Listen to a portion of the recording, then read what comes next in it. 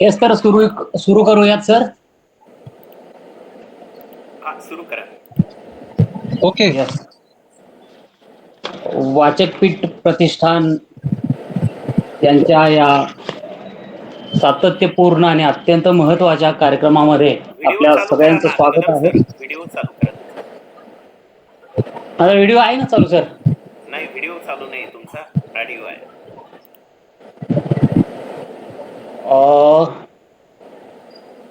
इकडे मी दोन ठिकाणी जॉईन झालो होतो मुद्दाम. ओके ओके ओके ओके चलो ठीक आहे.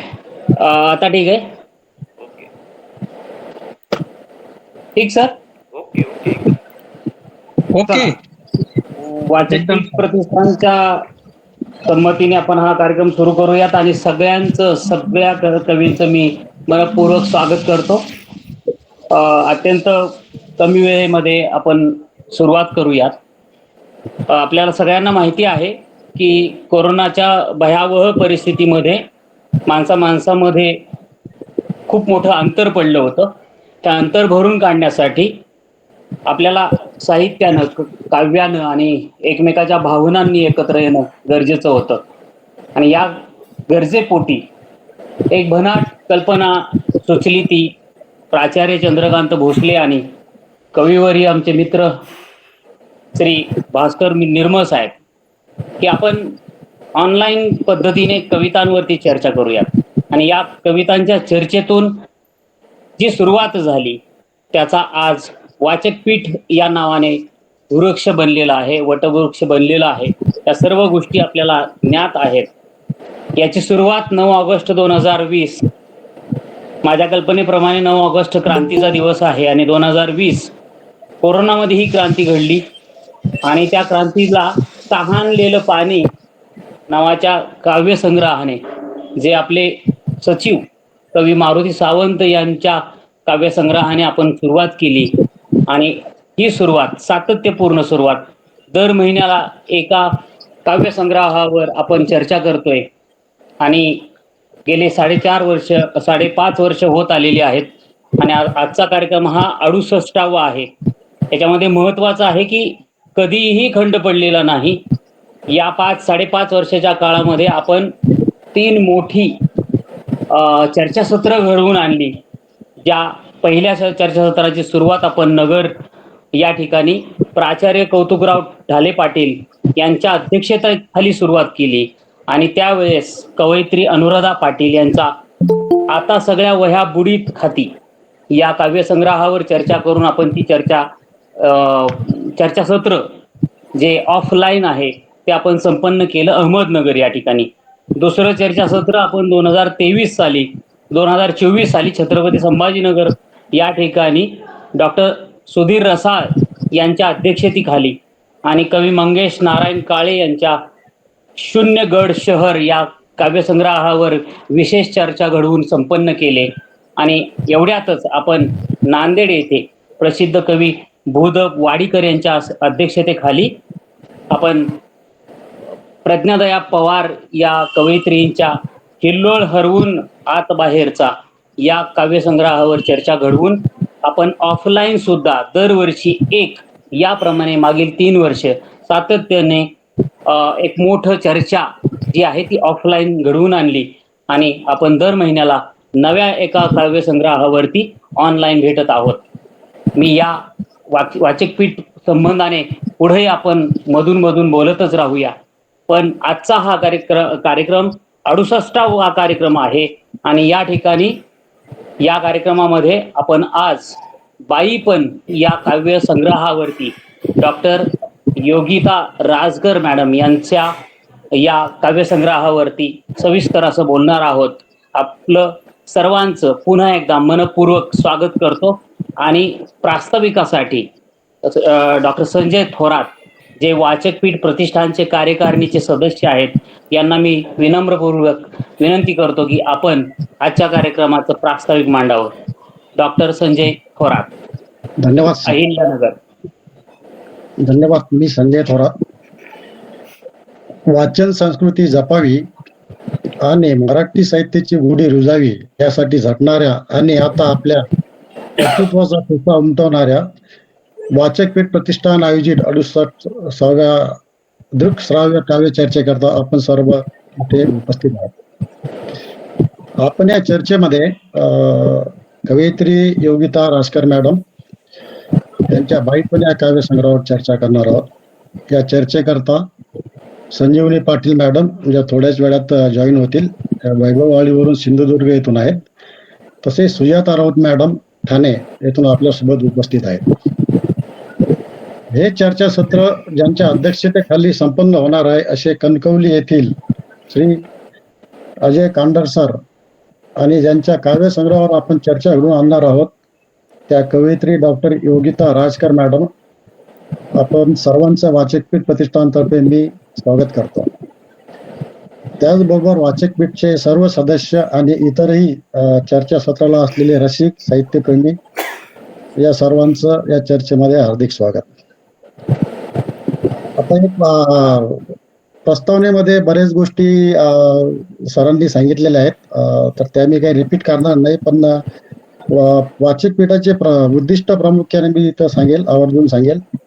वाचकपीठाचे उद्दिष्ट जे आहेत, वाचन संस्कृती जोपासणे तसेच तिचे संवर्धन करणे व हे करताना स्वतः समृद्ध होणे. निवड केलेला काव्य संग्रह विकत घेऊन वाचनाची सवय स्वतःच्या कृतीतून वाढीस लावणे, तसेच लहान मुलं, युवक आणि यांना मराठी साहित्याविषयी आवड निर्माण करण्यासाठी प्रयत्न करणे. ग्रंथालयांना ग्रंथ भेट देणे असे अनेक उद्दिष्ट आहेत.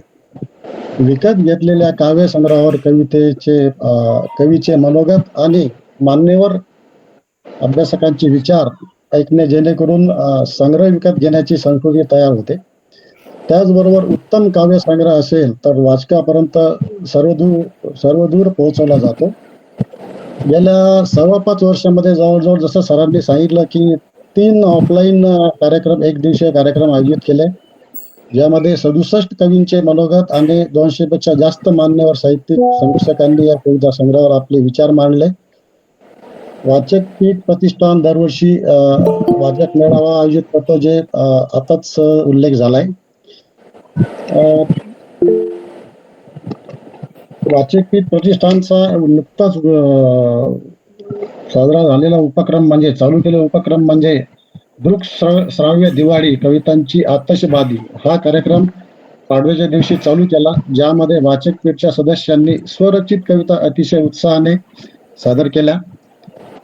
वाचकपीठ प्रतिष्ठानचा आणखी एक महत्वाचा उपक्रम म्हणजे प्रत्येक वर्षातील 12 कवितांच्या संग्रहाचे कवीचे मनोगत, वाचकपीठच्या सदस्यांच्या कविता संग्रहाविषयी वाचक म्हणून मत आणि मराठी कवितेचे अभ्यासक समीक्षकांचे जवळपास 36 निबंध यांचा संपादित ग्रंथ प्रकाशित करणे. यासाठी 2021 आणि 22 प्रकाशित कविता संग्रहावरील संपादित ग्रंथ वाचकपीठ सदस्य अनुक्रमे शरद ठाकर सर आणि भास्कर निर्मळ सर यांनी स्वखर्चाने करण्याची तयारी दर्शवली आहे व वाचकपीठ त्यांना संपूर्ण स्वातंत्र्य देऊन मदत करत आहे. तर हे सर्व मंडळी, हे सर्व ज्यांनी हे वटवृक्ष लावलाय ते सर्व कवितेची जाण असल्यामुळे आणि कवितेवरील असलेल्या निस्सीम प्रेमामुळेच करत आहेत. पुनश्च वाचकपीठ प्रतिष्ठानच्या या 68व्या आयोजित काव्य चर्चेमध्ये मी स्वागत करतो आणि पुढील सत्र डॉक्टर अविनाश कदम सर यांच्याकडे सोपवतो. धन्यवाद. धन्यवाद सर. खरं तर आजचा काळ हा वाचका विना झालेला आहे. काय वाचावं हा संभ्रम आहे. कसं वाचावं, कधी वाचावं, काय काय निवडावं, नेमकं काय अर्थ त्याच्यातला घ्यावा याकडे वाचक वळत नाही, कारण वाचकच संभ्रमित आहे. आणि म्हणून वाचकांची चळवळ उभी राहणं गरजेचं आहे. त्यांना निवडक काय देता येईल, ते कसं पाहता येईल, कसं पाहावं, आणि आजचा नवीन तरुण खास करून तो वाचनाकडे येऊन समृद्धीकडे कसा जाईल, हे खरं तर वाचकपीठाचं उद्दिष्ट, जे आत्ताच डॉक्टर संजय थोरात सरांनी अहिल्यानगरहून आपल्याला छानपणे सांगितलं. आता आजच्या कार्यक्रमामध्ये आपण कवयित्री डॉक्टर योगिता राजकर मॅडम यांची यांचा कविता संग्रह बाईपण यावर आपण चर्चा करणार आहोत.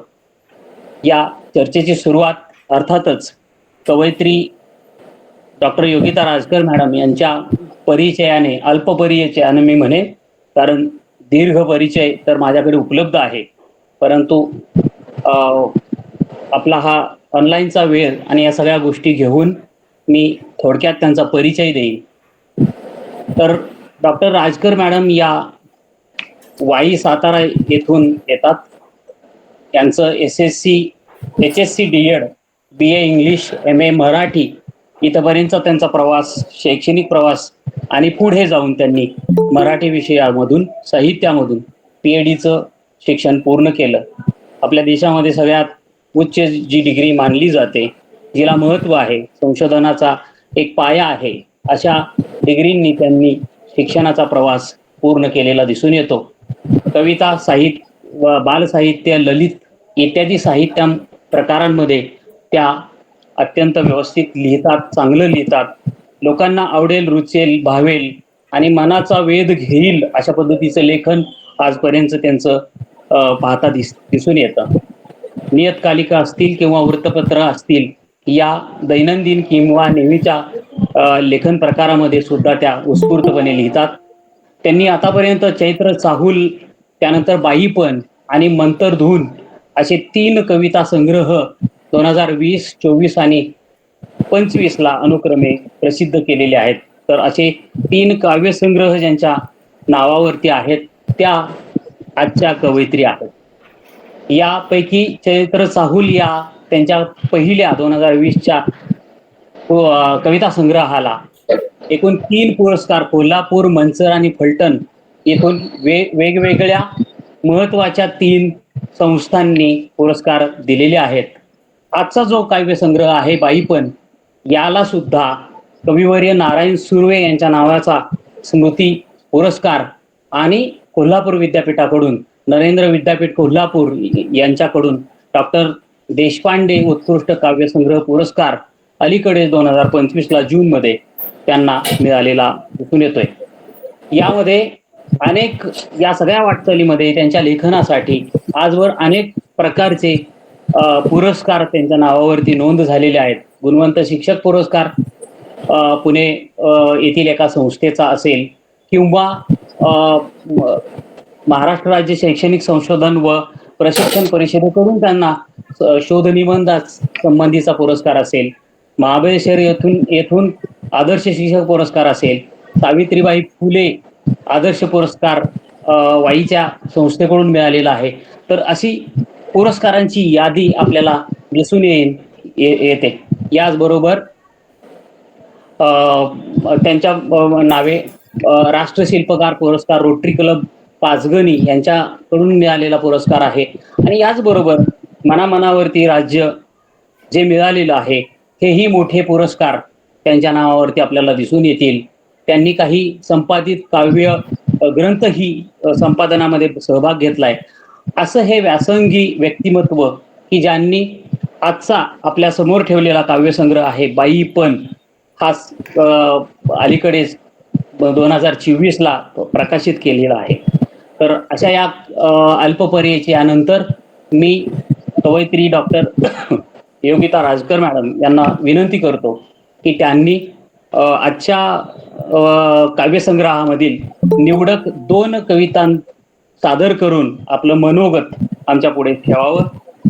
Doctor Yogita Rajkar madam.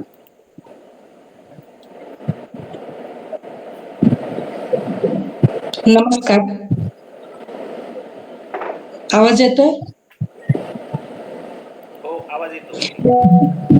आजच्या वाचकपीठ प्रतिष्ठान आयोजित 68व्या दृकश्राव्य मासिक काव्य चर्चेचे अध्यक्ष माननीय अजय कांडर सर, प्रमुख भाष्यकार माननीय संजीवनी पाटील मॅडम, तसेच सुजाता राऊत मॅडम आणि वाचकपीठ प्रतिष्ठानचे सर्व पदाधिकारी आणि सदस्य आणि उपस्थित सर्व श्रोता यांचं मी मनापासून स्वागत करते. वाचकपीठ प्रतिष्ठानने बाईपण या माझ्या काव्यसंग्रहावर चर्चा आयोजित केलेली आहे. याचा मनस्वी आनंद होत आहे. सर्वप्रथम मी या काव्यसंग्रह पाठीमागील भूमिका स्पष्ट करते. खरं तर वाचन संस्कार घरातूनच झाले आणि मनाला आलेल्या अस्वस्थतेतून कविता उत्स्फूर्तपणे सुचायला लागल्या. त्यातूनच 2020 साली चैत्र चाहूल हा माझा पहिला कविता संग्रह प्रकाशित झाला. त्याला चांगले सन्मानही प्राप्त झाले. त्यातूनच मग जीवनाला वेढून राहिलेल्या संघर्ष आणि वेदनेच्या कविता सुचत गेल्या. स्वतःतल्या स्त्री जाणीवेची स्वतंत्र ओळख झाली. बाईचे शोषितपण, तिचा अविरत संघर्ष सभोवताली असलेल्या स्त्रियांमध्ये निरखत राहिले. तसेच स्त्री जन्मापासून ते तिच्या अंतापर्यंत तिची होणारी आबाळ कितीही केलं तरी शब्दात पकडता येत नाही याची ही जाणीव झाली. घरातील आई, आजी, शेजारील स्त्रिया, तसेच घर सांभाळून नोकरी करणाऱ्या स्त्रिया, शेतात काम करणाऱ्या, राबणाऱ्या गृहिणी, छोटे मोठे काम करणाऱ्या स्त्रिया पाहिल्या की असं वाटायचं की यांना अहोरात्र राबत्या शरीराला कधी विसावा मिळतो की नाही हा प्रश्न पडायचा. या चिंतन विचारातूनच मग ह्या कविता आकारास येत गेल्या. 2025 हे खरं तर स्त्रीमुक्ती चळवळीचं सुवर्ण महोत्सवी वर्ष आपण साजरं करतोय. तेव्हापासूनच्या या 50 वर्षांच्या प्रवासात स्त्रियांनी संघर्ष केला, आंदोलनं केली, सामाजिक बदलांच्या प्रक्रियेतून आपल्या अस्तित्वाबाबत ठामपणे आकार देण्याचा त्यांनी प्रयत्न केला. तरीही स्त्रियांचा विचार करता तिचे असलेले दुय्यम स्थान, तिच्याकडे पाहण्याचा दूषित दृष्टिकोन, माणूस म्हणून तिचे असलेले नाकारलेपण, लादलेले बाईपण, तिचा होणारा छळ, तिची होणारी घुसमट आजही चालूच आहे. ही खेदाची बाब आहे असं मला वाटतं. खरं तर तिचं हे जखडलेपण, तिच्या अस्तित्वाच्या सीमारेषा अशा विविध आयामातून तिला शब्दबद्ध करताना अजूनही ती काही अंशी अस्पर्शच राहते असं मला वाटतंय. तिच्यातील ती पूर्णपणे अजून मला मांडताच आलेली नाही.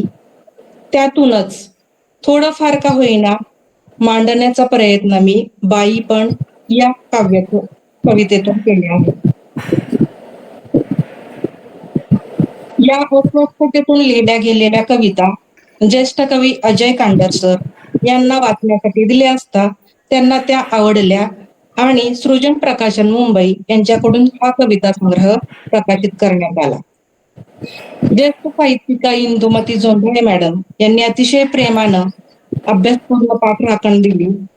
दरम्यान मुंबई एकता कल्चरलचा कविवर्य नारायण सूर्य पुरस्कार देऊन या कविता संग्रहाला गौरवले. तसेच मुंबईतून देण्यात येणारा मास्तरांची सावली हा सन्मानही या कवितेस प्राप्त झाला. हा इथपर्यंतचा कवितेचा चांगला प्रवास, सजग भान, गांभीर्य समाज साहित्य प्रतिष्ठानला जोडले गेल्यामुळे येत गेला. कविता केवळ स्वांतस्थायी लिहायची नसते तर तिला समष्टीशी जोडून लिहिता यायला हवं. केवळ भावनेचा उत्स्फूर्त आविष्कार म्हणजेच कविता असं नसतं, तर त्यातून काहीतरी चांगले विचार आपल्याला पेरता यायला हवेत. हा कविता लेखनामागील माझा विचार आहे. कविता खरं तर जगणं समृद्ध करते. आज वाचकपीठ प्रतिष्ठानने माझ्या काव्यसंग्रहावर चर्चा आयोजित केली आहे. खरं तर ही खूप प्रेरणादायक गोष्ट आहे. अजूनही कवितेच्या प्रवासात मी एक विद्यार्थिनीच आहे. मान्यवर साहित्यिक, अभ्यासक या कवितेबाबत आपले विचार मांडणार आहेत आणि ते ऐकण्यासाठी मी खूप उत्सुक आहे. मी माझ्या कविता संग्रहातील 2 तुकडे सादर करते आणि मग थांबते. आयुष्याच्या ओटीवर उन्ह उतरून आलं, आयुष्याच्या ओटीवर उन्ह उतरून आलं, सांज सावल्या बुडाल्या, मन उदासीन झालं. जीर्ण देहाच्या वाकल्या, फांद्या फांद्या पानाविण, फुले सोडून गेलेली गेला वसंत रुसून. नाही चिव चिव आता गेली पाखरे उडून, सुने सुने वाटे सारे गेले घर विस्कटून. दिला गारवा साऱ्यांना नाही ठेवले राखून, ऋतू झाले पारखे ऊन पदरी बांधून. यातला मी दुसरा तुकडा वाचते. किती इच्छा आकांक्षांना बाई तिलांजली देते. किती इच्छा आकांक्षांना बाई तिलांजली देते. किती घालते मुरड दान सर्वस्वाचे देते. सुख दुःख आले गेले झुंजे खंबीर होऊन. घरदारासाठी नित्य दिले सारेच अर्पून. किती दुखले खुपले तरी सतत कामात. ढाल होऊन लढते आशा ठेवते मनात. क्षणक्षणी आयुष्यात बाई एकटी पडते. क्षणक्षणी आयुष्यात बाई एकटी पडते. दुःख फिरून येता पुन्हा उभीच राहते. दुःख फिरून येता पुन्हा उभीच राहते. धन्यवाद.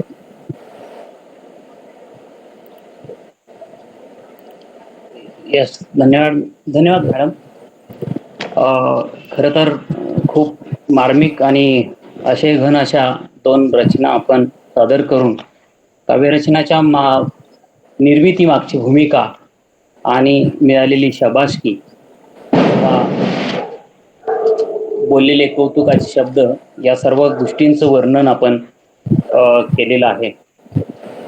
काल परवाच महाराष्ट्रामध्ये घडलेली अतिशय दुर्दैवी घटना, आणि खरं तर दररोजच कित्येक घटना घडतायत की ज्याच्यामुळं आपण कदाचित सुधरू असं कधीतरी वाटतंय, परंतु प्रत्येक वेळेस आपण अपयशी ठरतोय आणि समाज कुणीकडे चाललेला आहे आणि नेमकं काय करायचंय हा संभ्रम कायम आपल्या बरोबर आहे. अजूनही तिला जमलेले नाही बाईपण किंवा शहाणपणाच्या सो कॉल्ड लाईन दोरीमध्ये येणं. हे बाईपण सोडून, खरं तर बाईपण पाहिजे की नाही पाहिजे हाही मोठा विषय आहे, परंतु हे सगळं सोडून तिला अजून हे इकडे यायला जमलं नाही असं म्हणता म्हणता तिला ते आपण जमू दिलं नाही का काय, हाच त्यातला एक महत्वाचा धागा आहे असं मला वाटतंय. तिला समजून घ्यायला पाहिजे असं कोणतरी लिहितं किंवा सांगतं. मी म्हणतो की ती जी समजून सांगू पाहते ते आम्हा पुरुषांना किंवा पुरुषी अहंकाराला किंवा पुरुषी स्वभावाला समजत नाही का काय, असाही महत्वाचा मुद्दा आहे. आणि जेव्हा जेव्हा सामाजिक सांस्कृतिक बदल घडून येत आहेत, ते दररोज घडतायत, त्यावेळेस नेमकी ती किती बदलली याच्याकडे समाज जाणीवपूर्वक बघतो आणि तो त्याच्या चष्म्यातून बघतो. त्याला हवं आहे तेवढंच तिनं बदललं पाहिजे ही आणखीन एक आशा बाळगून हा समाज पुढे जातोय. आणि त्यामुळं आपण मांडलेल्या अनेक कवितांमधून, आपण मांडलेल्या या सगळ्या पसाऱ्यामधून या सगळ्या गोष्टींचा आरसा समाजाला दिसेल आणि कुठेतरी आपण नव्या वाटेकडे जाऊ अशी आशा या कविता संग्रहाने उत्पन्न जरूर होईल असा पद्धतीचा अभिप्राय देऊन मी पुढच्या वाटचालीकडे जातो. आता वाचकपीठ प्रतिष्ठानच्या नेहमीच्या प्रथेप्रमाणे वाचकपीठचे कार्यकारिणीचे सदस्य या काव्यसंग्रहावरती भाष्य प्रथमतः कवी किंवा कवयित्रीच्या भाषानंतर बोलणार आहेत. तर आपल्याकडे आत्ताच जे आपले प्रमुख पाहुणे आहेत, अजय कांडर सर यांनी ज्यांचा चांगला गौरव केला ते किरण भावसार.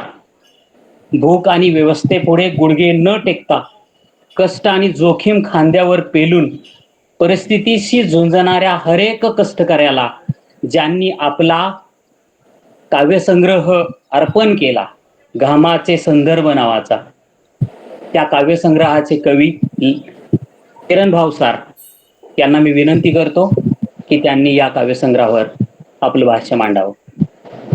किरण भावसार. सर्वांना नमस्कार. आजच्या काव्य चर्चेचे अध्यक्ष माझे ज्येष्ठ कवी मित्र आदरणीय अजय कांडर सर, वाचकपीठ मधील सर्व सहकारी आणि इतर मान्यवर वक्ते, रसिक मित्र, आजच्या ज्यांच्या बाईपण या कविता संग्रहावर आपण चर्चा करत आहोत त्या डॉक्टर योगिता राजकर मॅडम यांचं मनपूर्वक स्वागत. बाईपण हा डॉक्टर योगिता राजकर यांचा कविता संग्रह म्हणजे स्त्रीच्या आदिम वेदनेचं दीर्घकाव्य आहे. मराठीत स्त्रीवादी कविता, स्त्री जाणीवेची कविता आजवर विपुल प्रमाणात लिहिली गेली. अनेक लेखक लेखिकांनी स्त्रीवादी साहित्य लेखनात आपली हयात खर्ची घातली.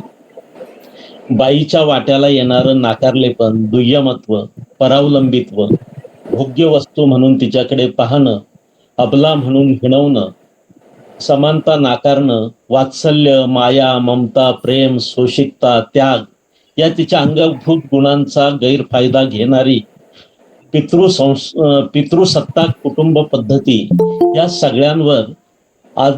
सगळ्यांवर आजवर अतिशय पोटतिडकीने अनेक वेळा लिहिलं गेलं आहे.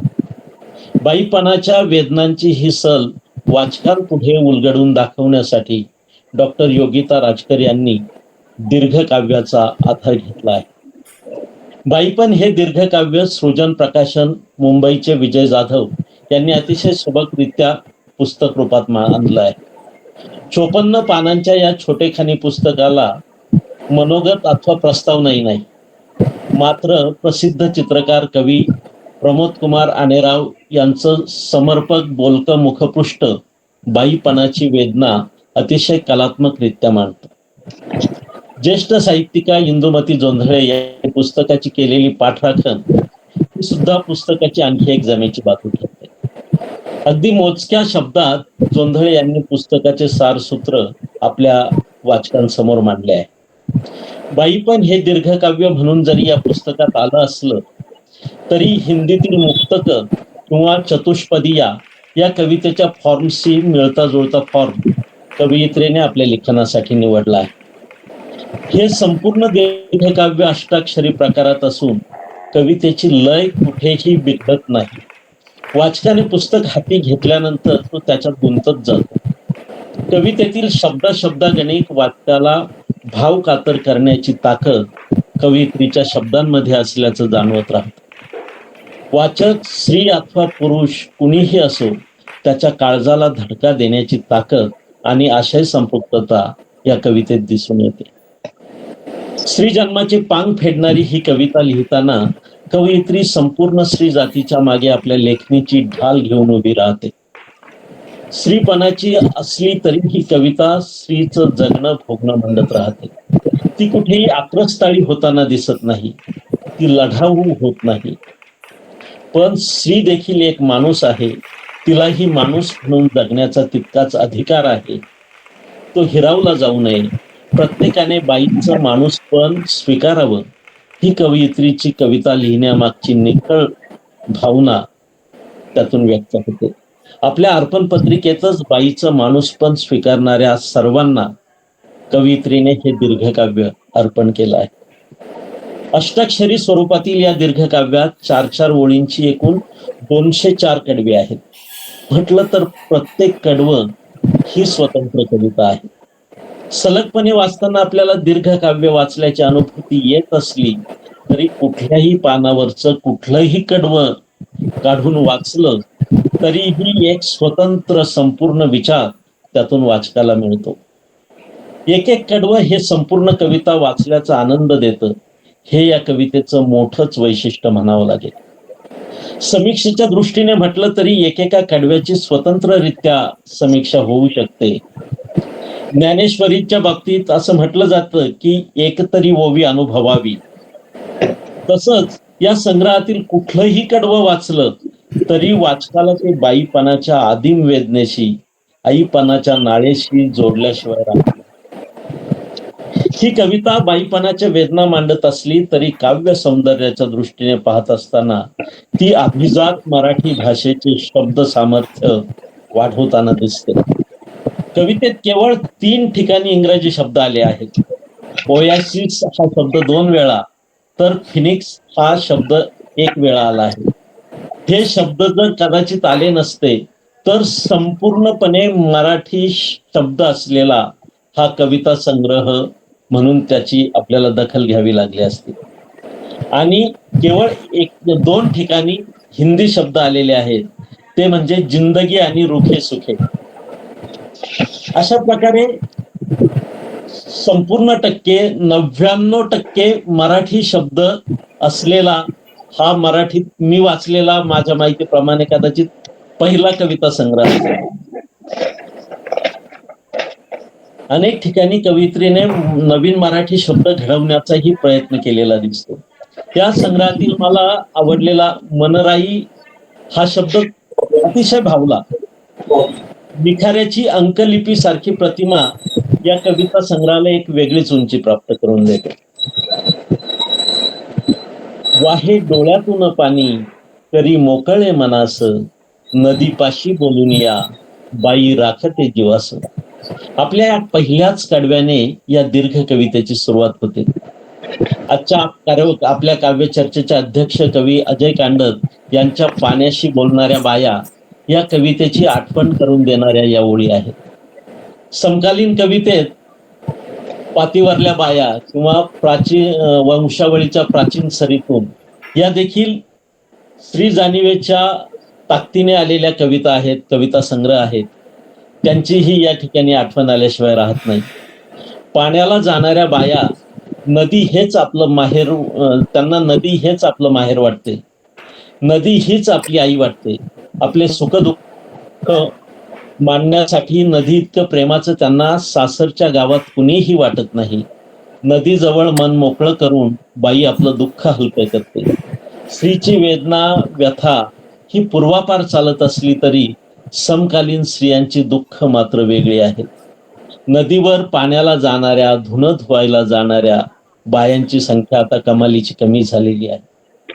मला या कविता संग्रहात एका ठिकाणी पाणकी असा शब्द आढळला.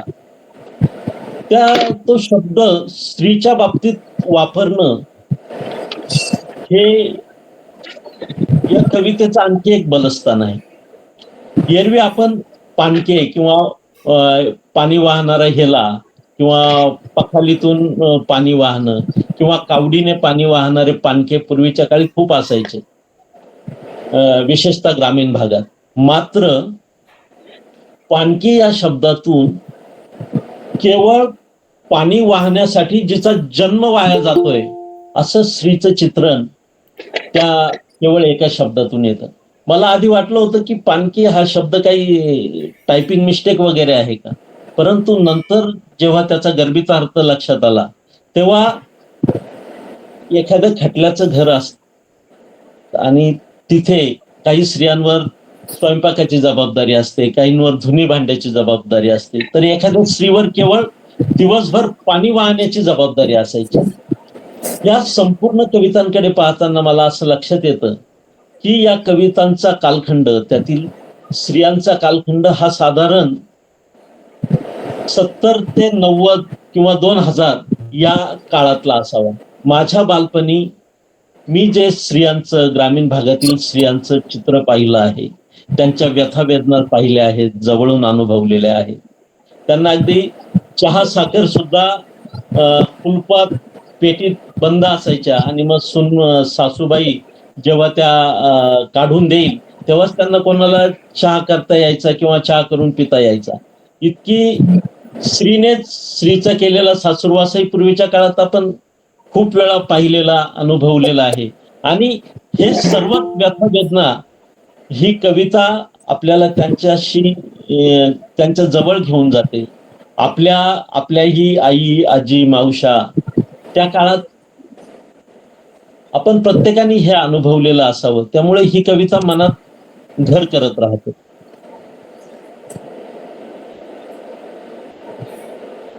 समकालीन स्त्रियांची दुःख, तिच्या जगण्याचा बदललेला स्तर, तिची कामे, राहणीमान, काळाने निर्माण केलेली आव्हाने, जागतिकीकरणाचे झालेले परिणाम, प्रसार माध्यम, समाज माध्यम यांचा स्त्री जीवनावरील परिणाम, बदललेली कुटुंब व्यवस्था, तिचे दुष्परिणाम, या बाबींपासून जरी ही कविता दूर असली तरी ती एका विशिष्ट काळाचं वर्णन किंवा एका विशिष्ट काळाचं दर्शन आपल्याला घडवल्याशिवाय राहत नाही. स्त्री स्वभावाचे अनेक कंगोरे कवयित्रीने आपल्या कवितेत मांडले आहेत. स्त्रीचं महात्म्य गोडवे गाताना तिच्या उणीवा देखील अतिशय सकारात्मकरित्या कवयित्री मांडते. चौकी जनी जरी सख्या भांडतात कचा कचा, तरी करीती संवाद, होतो निचरा दुःखाचा. त्या भाबडेपणाने एकमेकींशी भांडताना मन मोकळं करून टाकतात, मनात काहीही ठेवत नाहीत आणि भांडून मनातील दुःखांचा, किलमिशांचा निचरा करून टाकतात आणि मग त्यांच्यातील पुन्हा संवादाचा सेतू सांधला जातो. जीवाच्या मैत्रिणी असल्या तरी प्रसंगी एकमेकींशी त्या कचाकचा भांडतात. भांडल्यानंतर मात्र मनातील किलमिशा दूर होतात, मन हलकं होतं, दुःखाचा निचरा होतो, संवादाचा पूल पुन्हा उभा राहतो, नाती सांधली जातात.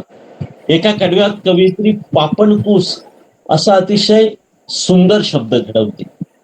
पापणीच्या कुशीमध्ये डोळ्यात निळी स्वप्न दुडू धावत असतात, मात्र त्या स्वप्नांचा चक्काचूर झालेला त्यांना उघड्या डोळ्यांनी सहन करावा लागतं. ही एवढी सहनशक्ती, एवढं सहण्याचं बळ त्यांना कुठून येत असावं? बायांच्या सहनशक्ती पुढे व्यथाही हात मानतात, याबद्दल कवयित्री म्हणते, त्यांच्या पापण कुशीत दुडे स्वप्न निळे, कशा साहतात सार व्यथांचेही उरग. अशा पद्धतीने यातील एक एक कडवं ही एक संपूर्ण कविता ठरते. तुम्ही अगदी मागच्या कडव्यापासून जरी वाचायला सुरुवात केली कविता आणि पुढे वाचत गेलात तरीही काही फरक पडत नाही, किंवा कुठलंही पान उलटून कुठल्याही पानापासून सुरुवात केली तरी ही कविता ही मनाला भिडत जाते, संपूर्ण कळत जाते. प्रतिमा सृष्टी कवितेतील अतिशय चांगली आहे, तितकीच ती सहज आहे, वाचकाला सहज कळते, सहज भिडते, तिच्यात कुठेही दुर्बोधता नाही. अशी अतिशय सुंदर कविता बाईपण या संग्रहातून कवयित्रीने दिली आहे. बाईपण हा शब्द योजण्यामागेही कवयित्रीचा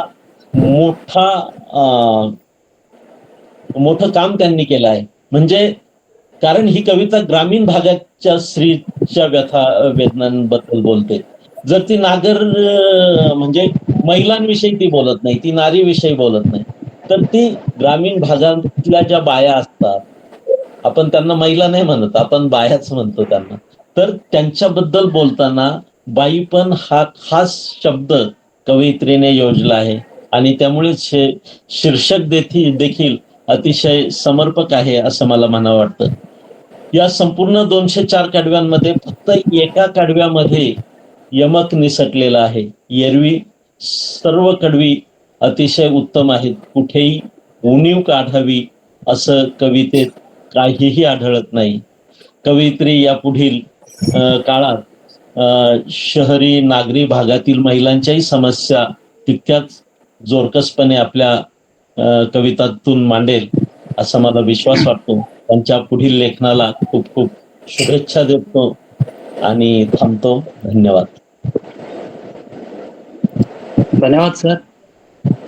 ऍक्च्युली वाचकपीठ अशा काव्य संग्रहांना वाचकांच्या पुढे ठेवत आहे की ज्याच्यात बिलकुल एकही चूक नाही, जो पूर्णपणे मराठीला वाहिलेला आहे.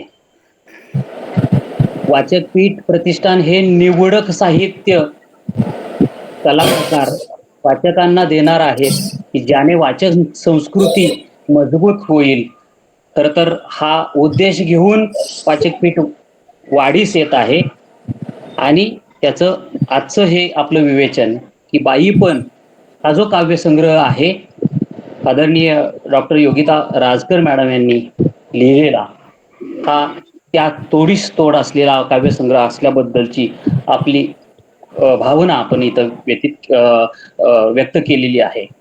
कुठल्याही पानावरून, कुठल्याही कडव्यावरून, कुठल्याही ओळीवरून सुरुवात केली तर एक नवा विचार, नवे अंकुर फुटावेत अशा पद्धतीचा नवतत्वज्ञान घेऊन येणारी देणारी ही आपली ही सगळी रचना असल्याबद्दलच्या किरण भावसार सरांनी त्यांचं निरीक्षण नोंद केलेलं आहे. मी म्हणेन की प्रत्येक शब्द नवनवीन शब्दांची पेरणी या काव्यसंग्रहात आहे. याचाच अर्थ सामाजिक मूल्यांबरोबर शैक्षणिक मूल्य आणि त्याचबरोबर संशोधनात्मक मूल्यही या काव्यसंग्रहाने आपल्याला दिलेलं आहे असं मला वाटतं. नदी या गोष्टीचा उल्लेख केला आपण. आमचे मित्र मनोज बोरगावकर यांनी नदीष्ट या शीर्षकाखाली छान मांडणी केलेली आहे. त्या मांडणीला आणि या आपण केलेल्या वक्तव्याला कुठंतरी एक धार आहे, एक प्रवाह आहे असा दिसतोय. आणि म्हणून नदी आणि स्त्रियांचं नातं माझ्या कल्पनेप्रमाणे आपल्या कार्यकारिणीत असलेल्या सांगलीहून येणाऱ्या कवयित्री यांच्या सुद्धा कवितांमध्ये नदी आणि विहीर, नदी, पाणी, जलधारा आणि स्त्रीपण यांचा संबंध जुळवलेला आहे.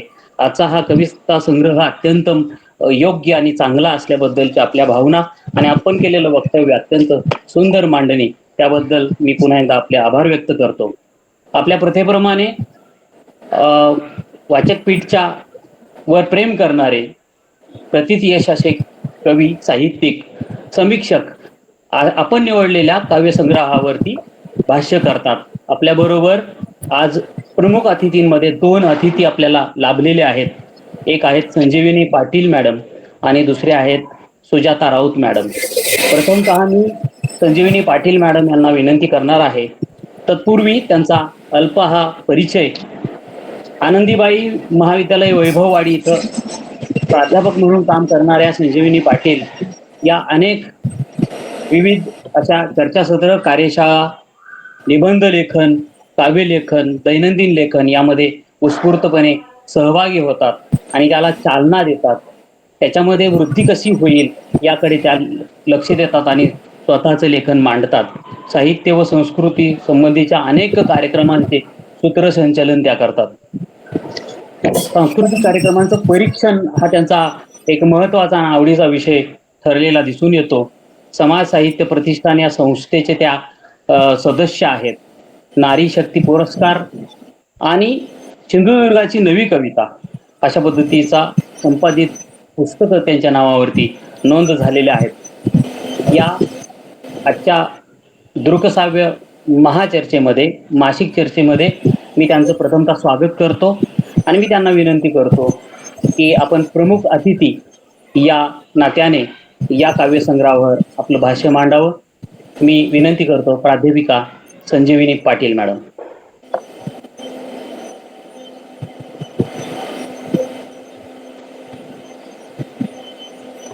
हॅलो. हा मॅडम, आवाज येतोय?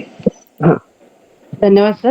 कॅमेरा चालू करा मॅम. नाही मॅडम सर, मी प्रवासामध्ये आहे त्यामुळे कॅमेरा नाही चालू करत, मी फक्त बोलते.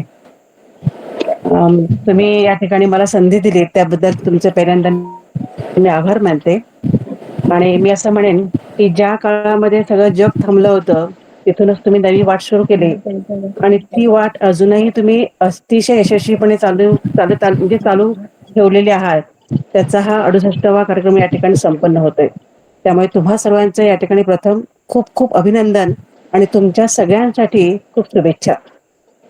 विचारपीठ या व्यासपीठावर बोलताना बाईपण हा काव्यसंग्रहाच्या निमित्ताने काही विचार मांडताना मला सुरुवातीला सांगावं असं वाटतं की डॉक्टर राजकर मॅडम या अशा शब्दांच्या वाटेवरच भेटलेल्या एक स्नेही आहेत आणि त्या अतिशय उत्तम लिहितात. मंतरधून हा त्यांचा ललित लेखसंग्रह प्रसिद्ध आहे.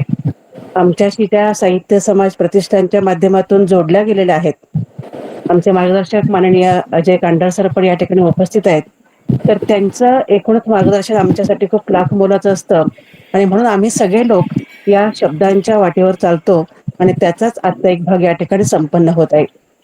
बाईपण हा दीर्घकाव्य संग्रह जर आपण वाचायला गेलो तर सुरुवातच या ठिकाणी हा शीर्षकाचा शब्द जो आहे तो शब्द फक्त शब्द नाहीये, तर बाईपण हा जो पण आहे हा पण अगदी सगळ्या संकल्पनांचा विचार मांडतो. तिच्याकडून समाजाच्या असणाऱ्या अपेक्षा सांगतो आणि समाजाकडून तिची होणाऱ्या उपेक्षा सुद्धा सांगतो आणि त्याशिवाय तिचं मन नक्की काय काय सांगू इच्छितं पण सांगत नाही हा सुद्धा एक कोपरा अतिशय अलगदपणे धुंडाळतो. असं हे शीर्षकाचं असणारे शब्द माझ्यासाठी महत्वाचं वाटतो. या ठिकाणी जे शीर्षक म्हणजे मुखपृष्ठ आहे ते मुखपृष्ठ हे अतिशय बोलकं आहेच. आणि एक गोष्ट अशी घडली होती की त्याच दरम्यान बाई पण भारी देवा हा चित्रपट आलेला होता आणि त्यानंतर एक वातावरण निर्माण झालं होतं आणि अशा वातावरणामध्ये हा काव्यसंग्रह जेव्हा प्रकाशित झाला तेव्हा निश्चितच आमच्यासारख्या म्हणजे अक्षरांची ओढ असणाऱ्या लोकांना तो एक म्हणजे उत्सुकतेचा भाग होता की नक्की आतमध्ये काय असेल. आणि म्हणून बाई पण हा काव्यसंग्रह मी सुद्धा जेव्हा वाचला तेव्हा पहिल्यांदाच मला सुद्धा तो खूप आवडला. आता जसं सर म्हणाले की मराठी साहित्यामध्ये म्हणजे मराठी कवितेमध्ये म्हणूया आपण आतापर्यंत दीर्घ काव्य आणि तेही फक्त बाई पण हा शब्द घेऊन असं आलेलं नाही. हा पहिला काव्यसंग्रह आहे जो दीर्घ काव्यसंग्रह आहे आणि त्याच्यामध्ये 4-4 ओळींच्या मधून एक एक विचार आणि एक एक सामाजिक संदर्भाची गोष्ट सांगितलेली आहे. ही गोष्ट कधी शब्दांच्या मधून जेव्हा येते तेव्हा ते शब्द लयबद्ध आहेतच पण त्या शब्दांना सुद्धा एक अशी स्वतःची प्रतिमा आहे किंवा स्वतःचा आशय आहे. त्यामुळे मला शब्दांच्या मधून जे जाणवलं ते असं आहे की एकूणच बाई, समाज, तिचा जन्म, तिचा विकास आणि तिची होणारी एकूणच वाटचाल ही सगळीच तशी तिच्यासाठी अवघड असते आणि तरी सुद्धा बाईपणातली एक खोच तिच्यासाठी अशी असते की काहीही झालं तरी चिवटपणे हे सगळं तगून न्यायचं किंवा जसं जमेल तसं धकून घ्यायचं. आपल्याकडे 2 शब्द आहेत बाईपण आणि पुरुषपण. पुरुषपण किंवा मर्द हे मर्दपणा दाखवायचा असतो आणि बाईपण निभून न्यायचं असते. तर ही बाईपणाची एक अशी असणारी गोष्ट आहे की ती प्रत्येक गोष्टीत निभावून नेते. मुळातच तिचा जन्म नकोशीचा असतो म्हणजे ती फारशी काही कुणाला जन्मलेली आवडत नाही. तिच्या ठिकाणी मुलगा आला जन्माला तर अतिशय आनंदाची गोष्ट असते. ही कथा आजची सुद्धा आहे म्हणजे आपण असं म्हणू शकत नाही की आता AI आलेला आहे पूर्णपणे समाज बदललेला आहे आणि म्हणून तिचा जन्म फार उत्सवाचा झालेला आहे असं अपवादात्मक ठिकाणी दिसतं पण बऱ्याच ठिकाणी अजूनही मानसिकता बदललेली नाही हे वास्तव आहे. आणि म्हणून इथे काही असे शब्द येतात की काळ गेला तरी सुद्धा अजूनही तेच पाहायला मिळतं. अशा वेळेला लहानपणचं तिचं बाईपण हे अजाण असतं पण आपल्याकडे अशी व्यवस्था आहे की अजाण बाळाच्या मनावर बाईपणाच्या ज्या ज्या काही गोष्टी लादता येईल बिंबवता येईल ते बिंबवल्या गेल्याच पाहिजेत नाहीतर ती बाई ठरत नाही किंवा समाजाच्या ज्या अपेक्षा असतात त्या अपेक्षा ती पूर्ण करू शकणार नाही अशी एक नकस संकल्पना किंवा विचार असल्यामुळे पालकांच्या मनात भीती असल्यामुळे आजही मुलीसाठी नियम वेगळे आहेत. जरी मुलगी उच्च शिक्षित असली तरी सुद्धा तिला घडवताना तिच्या अवतीभोवतीचा समाज या ठिकाणी अशा प्रकारे हे करत असतो. पुढे ती थोडीशी मोठी होते किंवा पुढचं एक वळण येतं की मध्यम वय किंवा संसार मुलं वगैरे तर त्याही ठिकाणी हा भाग पाहायला मिळतो की तिचं बाईपण प्रत्येक ठिकाणी कसोटीला उतरतं आणि ही कसोटी लहानसहान गोष्टींच्या मध्ये असते. तिला वाटतं की पहाट येईल तिला वाटतं की पाऊस येईल तिला वाटतं की हा सगळा पाऊस आपल्यासाठी खूप छान असेल पण प्रत्यक्षामध्ये जी जेव्हा पावसामध्ये भिजते तेव्हा तिला कळतं की हे भिजणं फार अवघड आहे आणि त्या भिजण्याला समाजासमोर वेगळ्या प्रकारे आणणं सुद्धा वेगळं आहे. आणि म्हणून हा तिचा सगळा प्रवास जो आहे हा प्रवास जेव्हा बाईपणामध्ये येतो तेव्हा योगिता राजकर मॅडम खूप काही गोष्टींच्या मधून सहजपणे अशा काही गोष्टींची उकल करतात की कळ येई काळजात डोळे घागरती होती इवल आले सल छळ मनी उभी आंदोळती. म्हणजे अगदी लहान लहान सल असतात प्रत्येक सल काही सांगता येत नाही काही प्रत्येक सल म्हणजे खूप मोठा दुःखाचा भाग असतो असं नाही पण ह्या लहान लहान सलांचे मिळून जेव्हा मनावर ओझ्याचे दगड बनतात पण त्या दगडांना वाहून नेत ती या ठिकाणी पुन्हा आहे तशीच चालत राहते. तिथे पुढचीच एक अशी ओळ आहे ओठी मौनाचे उखाणे झड आत चिंब ओली कोणा सांगावी कहाणी नाहीच कुणी गवाली. हा शब्द जो आहे तो या बाईपणाच्या निमित्तानं मला महत्वाचा वाटतो की तिला सगळं वाटतं की हा माझा तो माझा ही माझी ती माझी पण प्रत्यक्ष एखादी दुःखाची कळ जी असते हृदयातली काळजातली ती उघडी करावी असं इतकं जवळचं कोणी नसतं किंवा समजा उघडी केलीच तर त्या कळीची बदनामी होईल चेष्टा होईल अशी पण एक भीती असते. याचा अर्थ असाच आहे की बाईच्या मनावर अजूनही काही गोष्टींचं ओझं आहे आणि म्हणून ती दबलेलीच आहे. अशा या बाईपणाच्या निमित्तानं आणखीन काही गोष्टी येतात त्या म्हणजे इथे एक समजे अशा 4 ओळी आलेल्या आहेत. पाठट एकता भुईला विसावते मायबाई, जिंदगीच्या पाठीवर उगाळते हाडबाई. आता इथंही शब्द जे आहेत उगाळते हाडबाई या शब्दांच्या मधून आयुष्यभर तिचं जे कष्ट आहे ते कष्ट कवयित्री या ठिकाणी सांगतात. मला असं वाटतं की म्हणजे मी अशा बघितलेल्या आहेत काही स्त्रिया पूर्वीच्या काळी चुलीचा ओटा चूल असायची आणि बरेचदा वाकून स्वयंपाक करावा लागायचा आणि हळूहळू प्रत्येक काम वाकून करत करत शेवटी त्या बाईच्या कमरेचं धनुष्यबाण व्हायचा. म्हणजे ती वाकूनच चालायची, सगळी कामं वाकूनच करायची. तर असं जे काय आहे हे बाई पण खूप खूप वेगळं आहे. आणि अशा या सगळ्यांचा एक वेगळा संदर्भ इथं पाहायला मिळतो की लहान लहान गोष्टींच्या मधून असणारं बाई पण जे तिला वेगवेगळ्या प्रकारे सलतं, खुपतं, पण तिला बोलता येत नाही. या ठिकाणी जे आहे समोर त्या अर्थानं स्वीकारावं लागतं आणि त्या सगळ्या बाईपणाचे कंगोरे या कवितेमध्ये राजकर मॅडम अतिशय म्हणजे काय म्हणजे असं म्हणता येईल की खूप सुंदर मांडतात आणि त्यातून एक एक आशय आपल्या समोर जर येत गेला तर प्रत्येक शब्दाचा अर्थ हा समाजातील वेगवेगळी कथा सांगू शकतो. तर असं हा संग्रह या ठिकाणी आपल्या समोर पाहायला मिळतो. मला असं वाटतं की मी आता प्रवासामध्ये आहे आणि मला म्हणजे मध्ये मध्ये जरासं रेंज नसल्यामुळे अधिक बोलायचं असून सुद्धा मी जास्त आता बोलत नाही. पण आपण मला खूप या ठिकाणी संधी दिली त्याबद्दल मी आपल्या सर्वांचे खूप खूप आभार मानते आणि इथेच थांबते. धन्यवाद. धन्यवाद मॅडम. अतिशय मार्मिक शब्दांमध्ये संपूर्ण या दीर्घ काव्यावरती आपण अगदी कमी शब्दात परंतु विस्तृत असं ठरेल असं भाष्य आपण मांडलेलं आहे. पुन्हा एकदा वाचकपीठच्या वतीने मी आपले आभार व्यक्त करतो आणि प्रमुख अतिथींमध्ये दुसरं भाष्य मांडण्यासाठी कवयित्री सुजाता राऊत यांना मी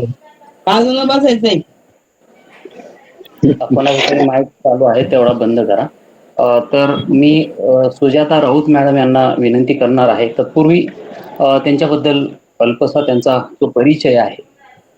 नॅशनल महाविद्यालय बांद्रा या ठिकाणी त्या अकाउंटन्सीच्या विषयाचं अध्यापन करतात.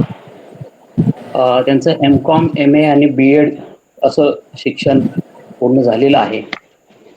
उगमाकडे जाताना 2019 साली आणि 2023ला मातीत मिसळण्याची गोष्ट असे 2 पहिला कविता संग्रह आणि दुसरा ललित लेख संग्रह त्यांच्या नावावरती प्रसिद्ध झालेला दिसून येतो. त्याचबरोबर 2 हिंदी व कविता संग्रहांचे अनुवाद त्यांनी केलेले आहेत. स्वतःपासूनच दुरावताना हा संध्या यादव या हिंदी कवयित्रींचा कविता संग्रह त्यांनी मराठीतून अनुवादित केलेला आहे आणि एक्स्ट्रा 1% या पुस्तकाचा सुद्धा त्यांनी मराठी अनुवाद 2015 साली केलेला आहे. त्यांच्या नावावरही काही पुरस्कार आपल्याला दिसून येत आहेत.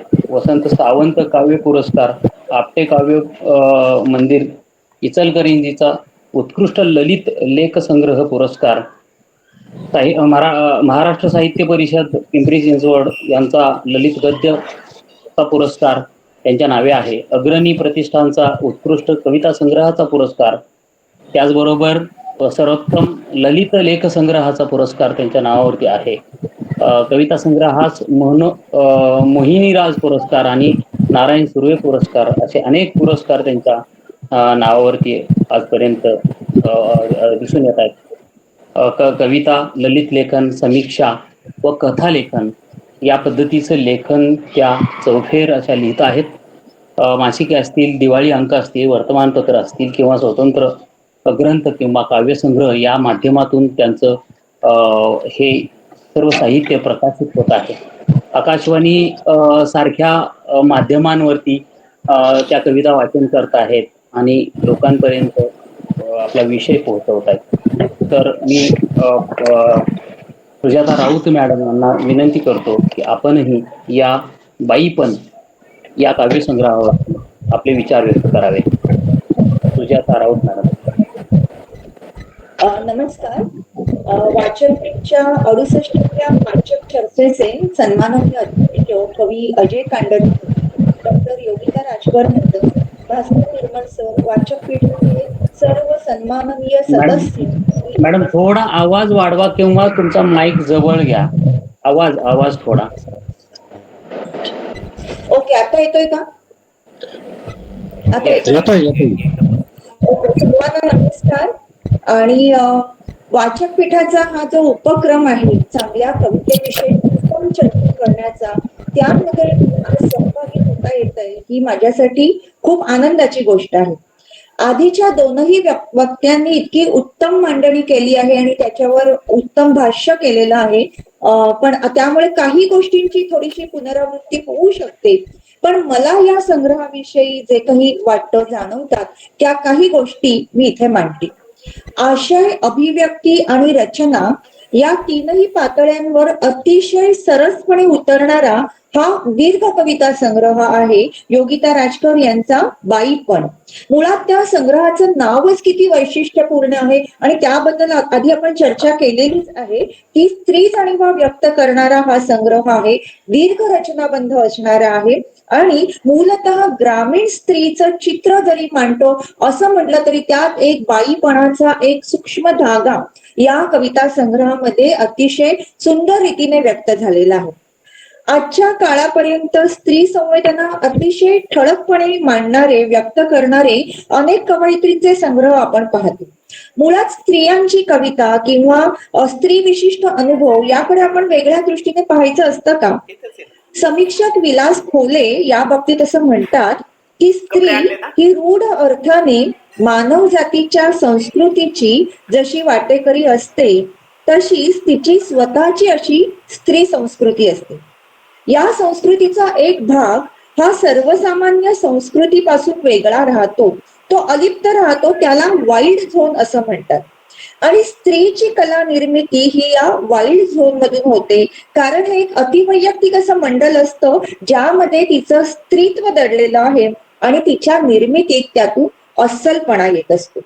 योगिता राजकर यांची कविता सुद्धा या स्त्रीत्वाचे अस्सल अनुभव आपल्या समोर मांडते. त्यांची कविता अतिशय पारदर्शक आहे आणि त्यांची कविता मुख्य म्हणजे कुठेही पोच घेणारी अशी नाही, त्यामध्ये कुठलाही अभिनिवेश नाही. एक सहज असं नैसर्गिक सामर्थ्य त्यांच्या अभिव्यक्तीमध्ये आहे. आता मुळात त्यांचं नाव आहे बाईपण, हे नावच इतकं सार्थ आहे. स्त्रीत्व हे शारीर पातळीवर असतं, तसाच तिचा एक मानसिक कोश सुद्धा असतो आणि ते एकमेकांशी संबंधित असतात.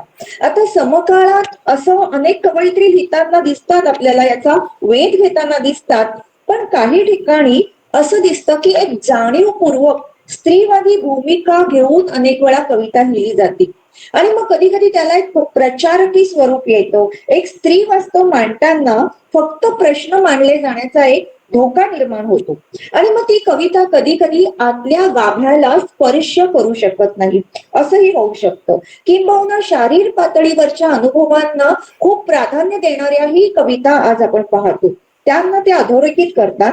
दुसऱ्या बाजूला अशाही प्रकारची कविता लिहिली जाते की ज्यामध्ये शब्दांचे फुलोरे, वृत्त, छंद, यमक, नाजूक अलवार भावना यातच ती अडकून पडलेली आहे, तिला वास्तवाचं भान नाही.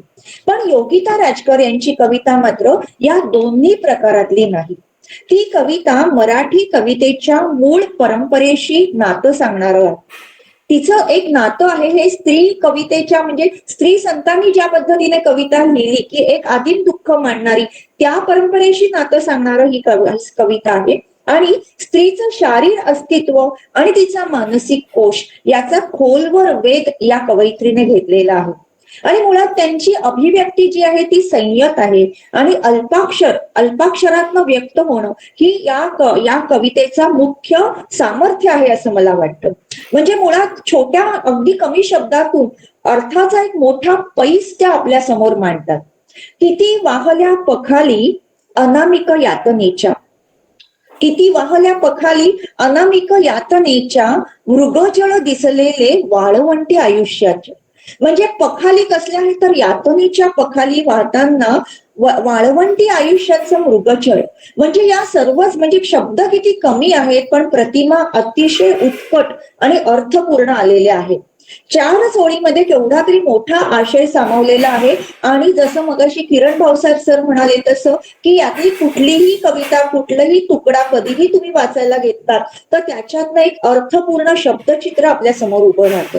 आता पुन्हा आपल्याला जर का समकालीन कवितेतली स्त्री प्रतिमा पाहिली तर पारंपरिक स्त्री प्रतिमा ही केव्हाच बदलत चाललेली आहे.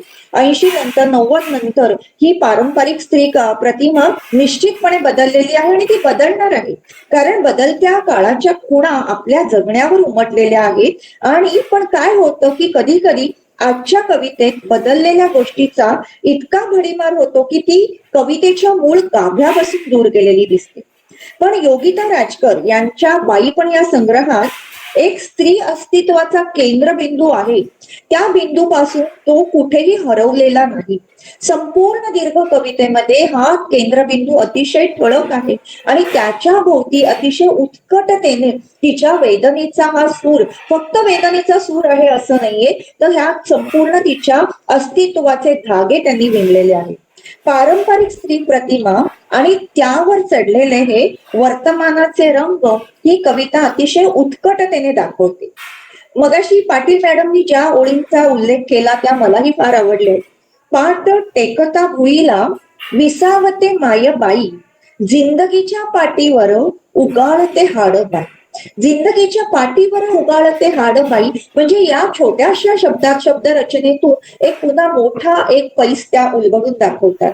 मुळात या कवयित्रीचं मन निसर्गाशी सुद्धा खूप आस्थेवाईकपणे जोडलं गेलेलं आहे. त्यांच्या ललित लेखनात ते दिसतं, तसंच या अभिव्यक्तीतही दिसतं. त्या मूळच्या फलटणच्या आणि त्या महाबळेश्वर, वाई अशा ठिकाणी राहिलेल्या आहेत. त्यामुळेही असेल कदाचित हे निसर्गाशी त्या खूप जोडल्या गेलेल्या आहेत आणि त्यामुळे तशाच प्रकारच्या प्रतिमा अतिशय सुंदरपणे त्यांच्या कवितांमध्ये येतात. किलबिल पाखरांची दूर एकांती फुलली, किलबिल पाखरांची दूर एकांती फुलली, त्यांच्या चोचीतून सांडे, त्यांच्या चोचीतून सांडे कारुण्याची मूक बोली. अशा ज्या प्रतिमा आहेत त्या त्यांच्या खास प्रतिमा आहेत आणि त्या प्रतिमा या मूळ कवितेमध्ये एकजीव झालेल्या आहेत. त्यांची स्वतःची अशी एक शब्दकळा आहे. अल्पाक्षरी कवितेमधली सुद्धा ही शब्दकळा त्यांचा स्वतःचा ठसा त्याच्यावरती आहे. एके ठिकाणी त्या म्हणतात, मन उलंगून जाई टक्क जागलेली रात्र. आता मन उलंगून जाई किती वेगळा शब्द आहे आणि ही मनाची स्थिती चित्रित करणारा शब्द आहे. म्हणजे पापण्या मिटल्यावरती एक छळसत्र समोर दिसतंय, काही दुःखद आठवणी दाटून येत आहेत आणि त्यातून मन उलंगून जाई असं त्या म्हणतात. तसं आणखीन एके ठिकाणी त्या म्हणतात, ओलू आल्या दुःख वेणा, ओलू आल्या त्या वर आल्या आहेत दुःख वेणा. आता वेणा हा शब्द सुद्धा खास स्त्रीच्या यातनांशी संबंधित आहे. मन उलू आल्या दुःख वेणा, पायरव अंधाराचं. चाहूल कसली लागली तर ती अंधाराची लागलेली आहे, पायरव अंधाराचा आहे आणि दुःखाच्या वेणा या उलून आलेल्या आहेत.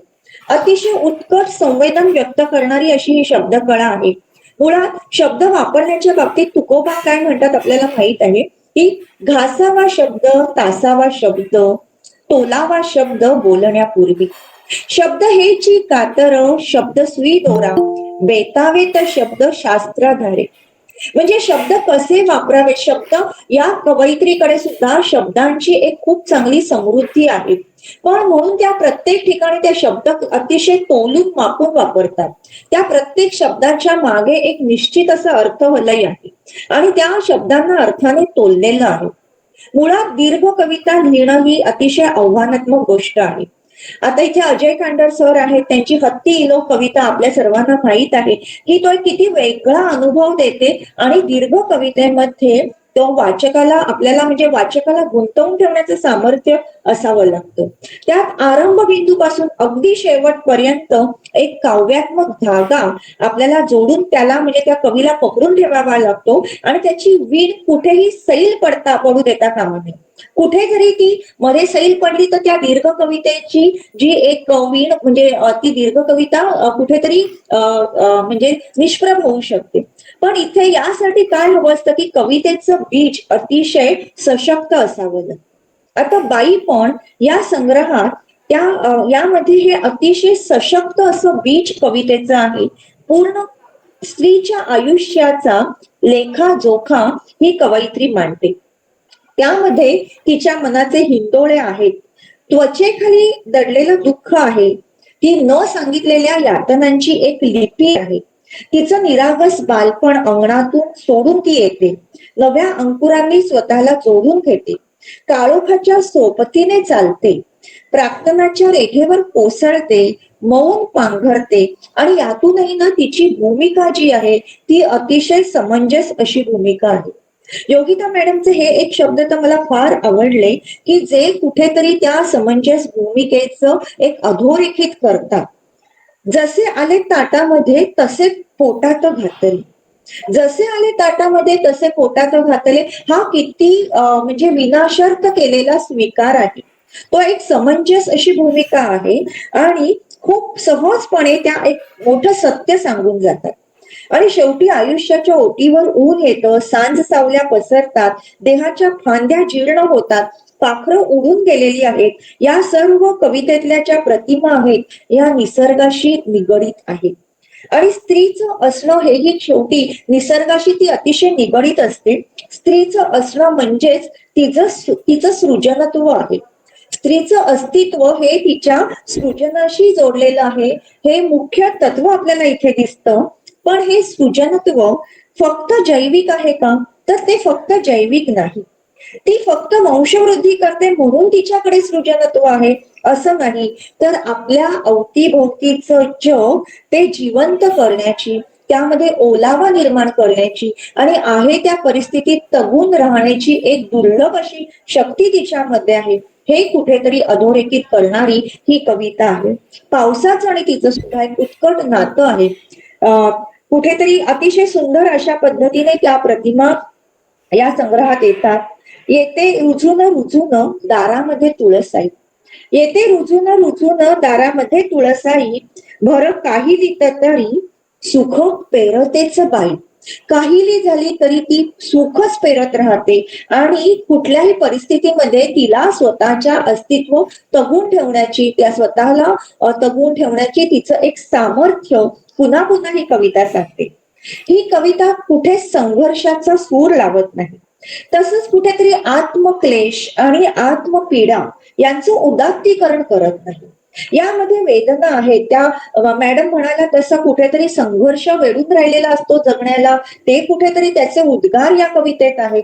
पण ती आत्मक्लेशांची आणि आत्मपीडेचं कुठेही उदात्तीकरण करत नाही आणि आजूबाजूच्या समाजाचं, संस्कृतीचं तिला भान आहे आणि स्वतःच्या अस्तित्वाची एक अतिशय अर्थपूर्ण अशी जाण या कवयित्रीला.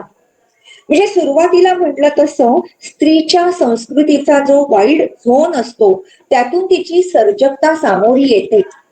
तशाच पद्धतीचा सृजनाचा अतिशय उत्कट स्वर या कवितेला लाभलेला आहे. अल्पाक्षरी अवकाशातून मनाच्या गाभ्यापर्यंत पोहोचणारी ही कविता आहे.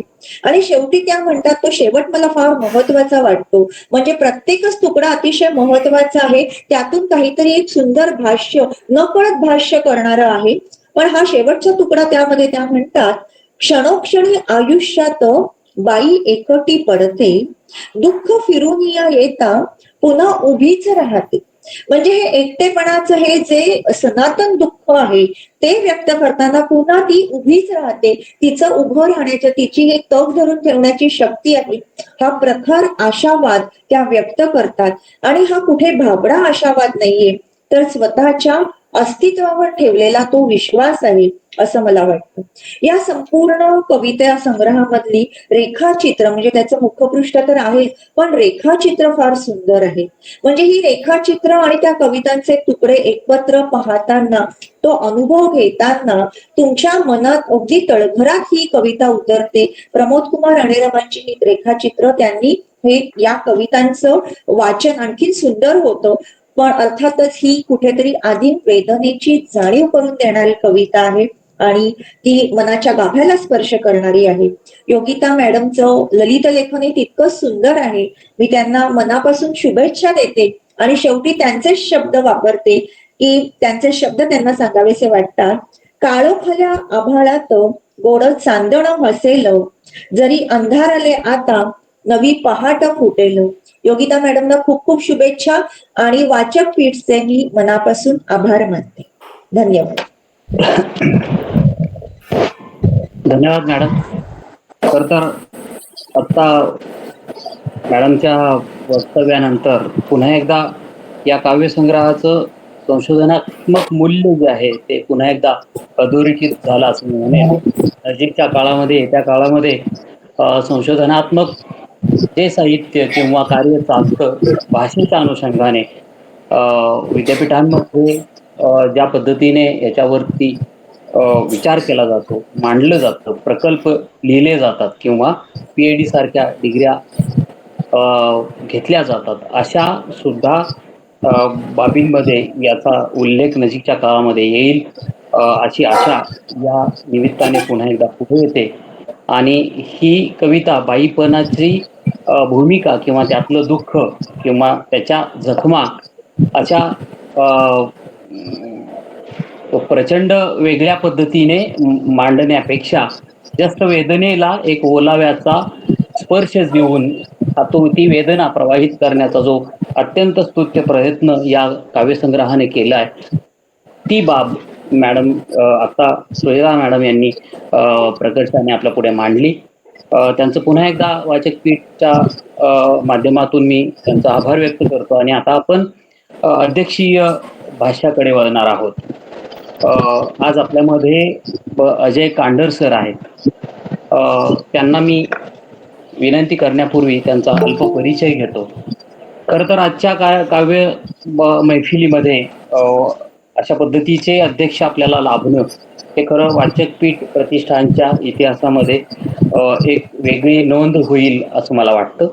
कारण स्वतः कवी, स्तंभलेखक, संपादक आणि प्रकाशक स्वतः लिहित असतानाच दुसऱ्यांना लिहिण्याची संधी देणं, आता 2-3 ज्यांनी त्यांचा उल्लेख केला या सगळ्यांनी ते आधारस्तंभ आहेत किंवा ते ऊर्जा देतात आम्हाला किंवा ती खरी तर आमची काय म्हणूयात की आमच्या पाठीचं बळ आहे. अशा पद्धतीच्या ज्या भावना प्रत्यक्ष व्यक्त झाल्या, यातून त्यांचं मोठेपण आपल्याला दिसून येतं. अल्प परिचय घेतो. सन 2013 ते 17 या 5 वर्षाच्या काळामध्ये भारत सरकारच्या साहित्य अकादमी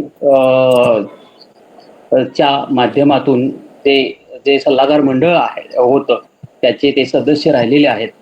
स्वतः त्यांच्या नावावरती अवान ओल हत्ती इलो ज्याचा आत्ताच उल्लेख झाला, युगानुयुगे तूच आणि अजूनही जिवंत आहे गांधी, अशा पद्धतीचे काव्यसंग्रह त्यांच्या नावावरती आहेत. आणि त्याचबरोबर युग युग से तू ही हा हिंदी मधला काव्यसंग्रह त्यांनी युगानुयुगे तूच या शीर्षकाखाली अनुवादित केलेला आहे.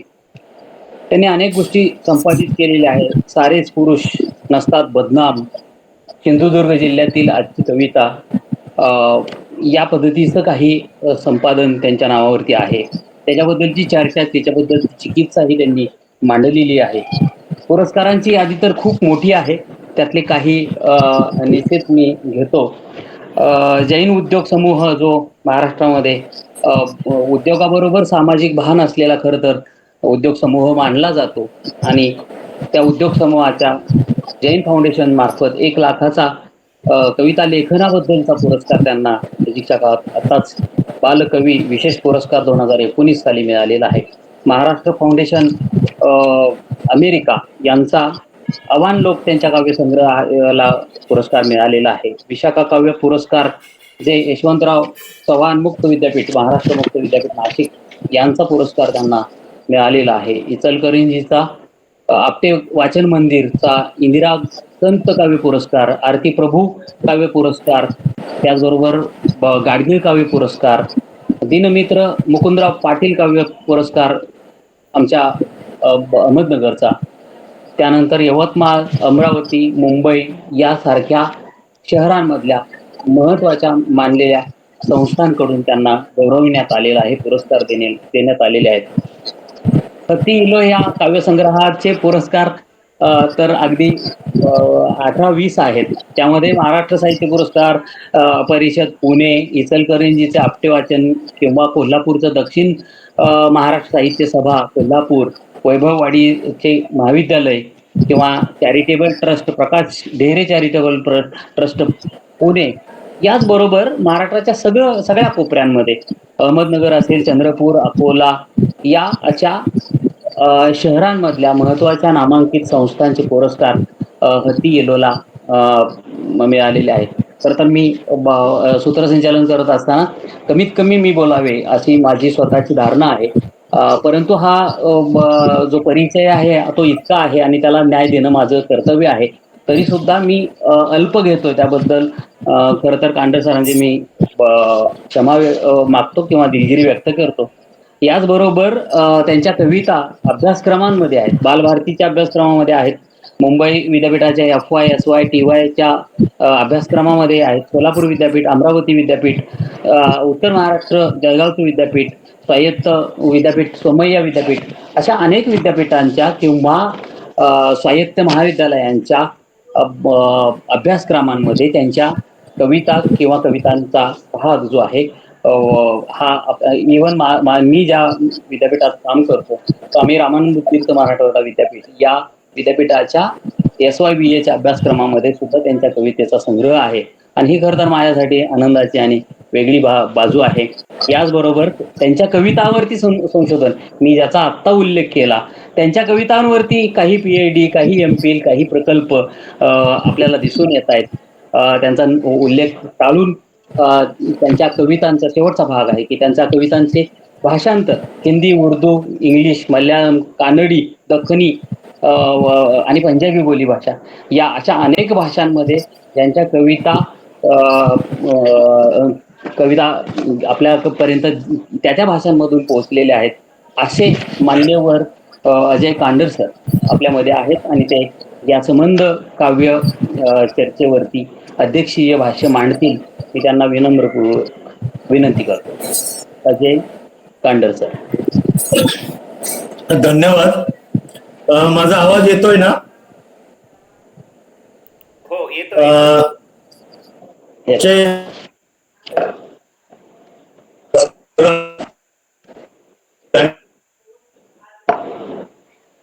आवाज अडकतोय. रेंजचा प्रॉब्लेम आहे, रेंज. तर थोडा आवाज अडकतोय. नवे मित्र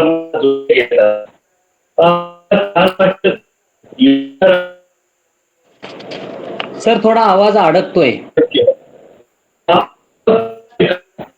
आवाज थोडा अडकतोय तुमचा. त्यांच्याकडे रेंज कमी असणार आहे, त्यामुळे त्यांचा आवाज अडकतो. बहुतेक परत रेंज येते ताबडतोब. बघूयात ना, आपण त्यांना ट्राय करूयात की कसा आवाज येतोय. सर थोडंसं लोकेशन किंवा काही बदलून थोडं बघा, मग मी सांगतो. प्लीज बोला.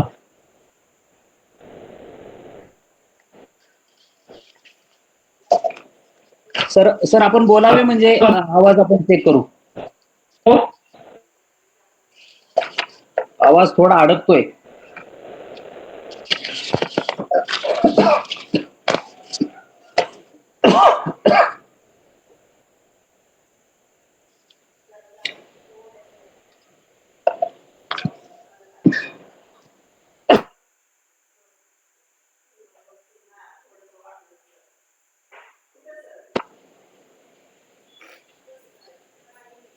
बहुधा ते ट्राय करत असतील. 1-2 मिनिट ते नव्या लोकेशनवर जातील कदाचित.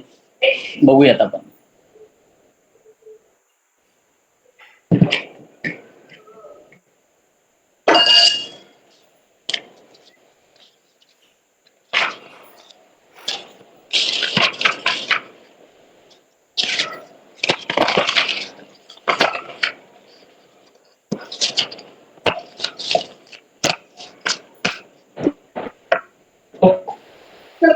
हा सर तुम्ही ट्राय करा, बोला म्हणजे आम्हाला कळेल.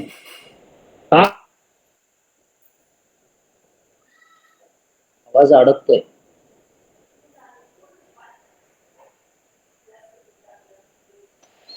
सर लेफ्ट फोन पुन्हा जॉईन होत आहेत बहुधा. दुसऱ्या मोबाईल वरनच बहुतेक करतील. आपण टेस्टिंग घेतलं होतं त्यांचं अगोदर वेगळ्या लिंक वापरून. सुरुवात चांगली झाली होती. सुरुवातीचं एक वाक्य चांगलं आलं. कवयित्री स्मिता पाटील जॉईन झाल्यात. स्वागत आहे.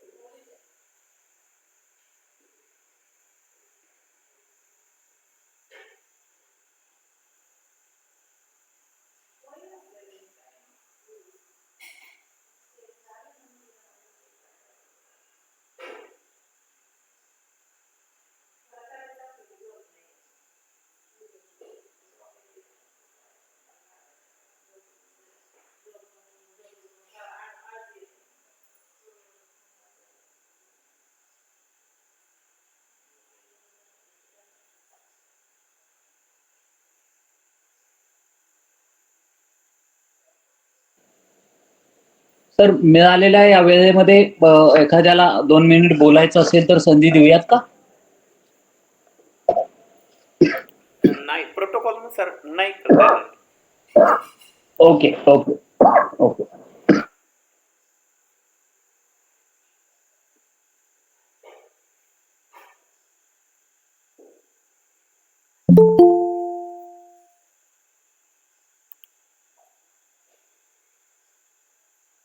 जॉईन झालेत सर दुसऱ्या फोनवरून. हा.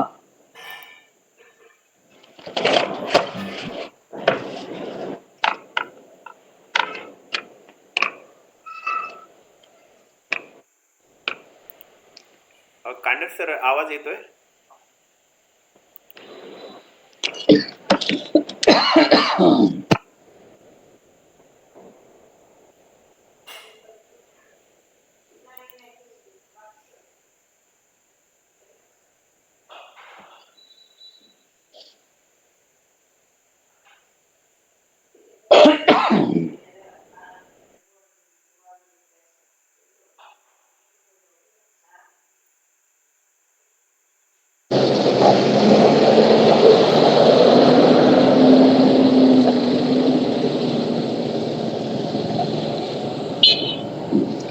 हा सर दुसऱ्या मोबाईलवरनं वहिनींच्या मोबाईलवरनं जॉईन होत आहेत. नाही झाले, जॉईन झाले ते. त्यांचा माईक म्यूट आहे आता. झाले ते जॉईन.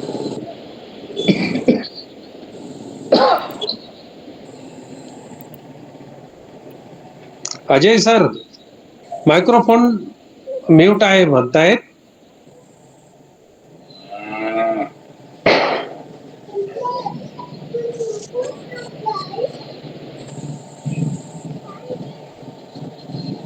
काय मार्केट काय का?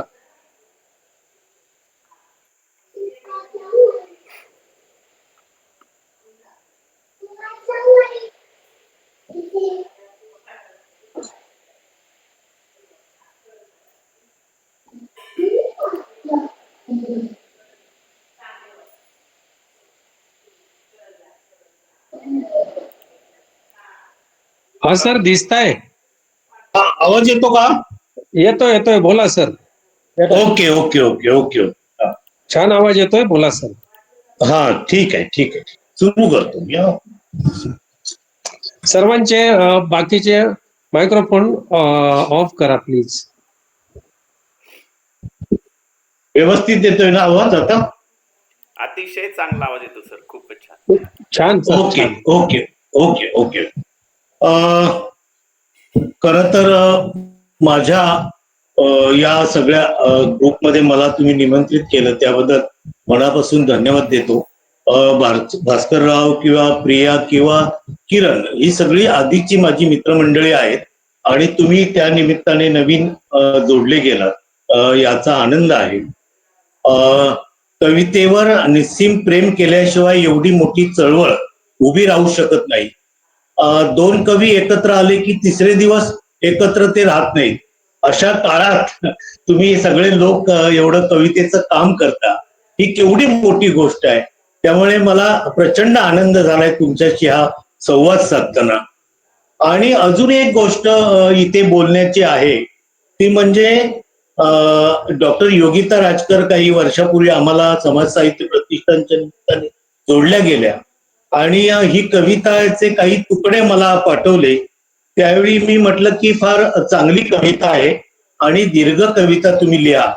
आणि त्यांनी सलग न कंटाळता अभ्यासपूर्ण ही कविता लिहिली, त्याचं वाचन केलं आणि मीच प्रकाशक त्यांना बघून दिला. आणि सृजन प्रकाशनाचे जे आमचे मित्र आहेत विजय जाधव मुंबई, तर त्यांनी तो अगदी आत्मीयतेने अतिशय देखणा संग्रह प्रसिद्ध केला. मला तुमचं अजून एक गोष्टीसाठी कौतुक वाटतं, ते म्हणजे तुम्ही सगळे लोक ज्या पुस्तकावर चर्चासत्र आयोजित करता तर ते पुस्तक विकत घेता. ही दुर्मिळ गोष्ट आहे. आत्ताच्या काळात पुस्तक विक्री कवितेची तर होतच नाही, पण तुम्ही सगळे लोक ते पुस्तकं विकत घेता, वाचता, त्याच्यावर चर्चा करता आणि पुन्हा एखाद्या सदस्याला बोलायला लावता. किरणने किती सुंदर भाष्य केलं. मी काही कवीच आहे, मी काय अभ्यासक नाही, पण या माझ्या आधीच्या 3 सगळ्या सहकार्यांनी फार सुंदर भाष्य केलं. मी तेवढं चांगलं डीप बोलू शकणार नाही, पण सुजाता ताई असतील किंवा संजीवनी ताई असतील, किरण असेल, त्यांनी त्यातले सूक्ष्म पदर त्या कवितेचे नीटपणे मांडले. तर हे सगळं वगळून काही थोडक्यात त्याची एक बांधणी करता येईल का, आणि त्या अनुषंगाने पुन्हा दीर्घ कवितेची मराठीची काही परंपरा आहे, याविषयी काही मला बोलता येईल का, असं मी बोलण्याचा प्रयत्न करतो. थोडं वाढलं तर समजून घ्या, पण मी माझ्या पद्धतीने एक मांडणी करण्याचा प्रयत्न करतो. या सगळ्या कवितेचा जर एक उल्लेख आपल्याला एका वाक्यात करायचा झाला तर तो असा करता येईल. आणि त्यासाठी एक पार्श्वभूमी अशी आहे की मी असं काही नागरी जीवन आणि ग्रामीण जीवन असं काही भेद मी फारसा करत नाही, कारण माणूस जिथे ज्या भोवताला जगतो त्याच्या दृष्टिकोनातून, त्याच्या अनुभवातून, त्याच्या जगण्याच्या पैसमधून तो जगण्याचे अनुभव मांडत असतो. त्या जीवन दृष्टिकोनातून त्या जगण्याकडे बघतो, त्यामुळे ते समग्र जगणं असतं. या अर्थाने या कविता संग्रहाचं एका वाक्यात आपल्याला असं त्याचं महत्व सांगता येईल की स्त्रीच्या पुरुषसत्ताक वेदनेचं हे बाईपण आहे. बाईपण आपण जेव्हा म्हणतो तर बाईपणाला एक सगळी वेदना जोडून आलेली आहे. ती ग्रामीण भागातली असेल, ती व्यक्तिगत आयुष्यातली असेल, पण ती समग्र बाईची वेदना आहे असं इथे सूचित होतं. मला डॉक्टर बाबासाहेब आंबेडकर यांच्या काही विचाराची आठवण या निमित्ताने होते. बाबासाहेबांनी असं म्हटलं होतं आपल्या भाषणात एकदा की दलित हा दलितच असतो, तो शोषणाच्या शेवटच्या घटकाचा भाग असतो, पण या दलिताबरोबर या जगातली जातीच्या कुठल्याही उतरंडीवरची म्हणजे जातीच्या वरच्या भागापासून शेवटच्या घटकापर्यंत समग्र बाई ही पण एक दलितच असते. मला फार महत्वाचं हे वाक्य वाटतं.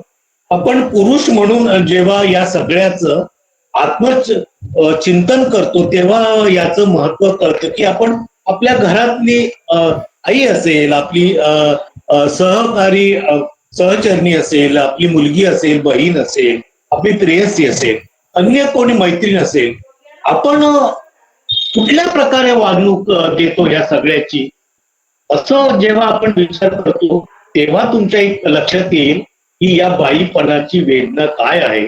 आणि या डॉक्टर योगिता राजकर यांनी किती चांगल्या पद्धतीने मांडलेली आहे. आपल्याकडे बाईपण ही एक सलग कविता आहे, पण किरण जसा म्हणाला तसा त्याचे तुकडे जरी वेगवेगळे काढले, अगदी शेवटच्या कवितेपासून किंवा मधी एखादी कविता घेतली तरी तो स्वतंत्र अंश आपल्याला उरतो त्याचं तेवढं महत्व आहे. त्याचं कारण किरणने जरी दिलं नसेल तरी त्याचं कारणच आहे की बाईचं जगणंच हे एवढ्या गुंतागुंतीचं आहे की त्यातला एक भाग जरी आपण स्वतंत्र लिहिला तरी त्याचं एक स्वतंत्र कथा होते, स्वतंत्र नाटक होतं, स्वतंत्र सिनेमा होतो. त्यामुळेच ती संपूर्ण व्यापलेली ही कविता बाईच्या जगण्याची आहे. आपल्याकडे मोठी परंपरा आहे भारतीय साहित्यात, विशेषतः हिंदी साहित्यात मोठी परंपरा दीर्घ कवितेची आहे. मराठी साहित्यात दीर्घ कविता ही मोठ्या प्रमाणात लिहिली गेली आहे, परंतु ती काही एका ठराविक काळानंतर अधिक मोठी लिहिली गेली आहे. अगदी गेल्या 25-30 वर्षातील एक चांगलं उदाहरण द्यायचं झाल्यास आपल्याला वसंत दत्तात्रय गुर्जर यांची दीर्घ कविता बहुचर्चित आहे. आणि त्या कवितेवर अजूनही न्यायालयात लढा चालू आहे. त्या साधारण 90च्या नंतर 93-94च्या दरम्यान या कवितेवर एक केस दाखल झाली आणि अजून न्यायालयात त्याचा लढा चालू आहे. परंतु त्या प्रभावाने असं नाही, परंतु 90च्या नंतर जागतिकीकरणाचा जो भाग आला आणि त्यातून त्या रेट्यातून दीर्घ कविता मोठ्या प्रमाणात आमच्या पिढीत 90च्या पिढीत आमच्या लिहिली गेली. खरं तर एक अमाप पीकच आलं की काय दीर्घ कवितेचं, असं त्यावेळी माझ्यासारख्या माणसाला वाटायचं आणि जरूर एकमेकाशी स्पर्धा दीर्घ कवितेच्या करतायत की काय आमचे सगळे मित्र, असं वाटायला लागलं. पण माझ्या पिढीतील कवींनी दीर्घ कविता लिहिल्या, पण एक चांगली गोष्ट घडली, हे लिहिणारे बहुसंख्य कवी चांगले कवी होते. त्यांची जर नावच आपल्याला या चांगल्या कवींची सांगायची झाल्यास हेमंत दिवटे, गणेश वसईकर, श्रीधर दिवे, संतोष पद्माकर पवार, वर्जेश सोलंकी, प्रवीण बांदेकर अशी अजून काही नावं आपल्याला सांगता येतात. अर्थात अजूनही काही नावांचा समावेश करता येईलच, परंतु यातही अजून तुकडे वजा कविता दीर्घ कविता आमच्या अनेक मित्रांनी लिहिलं.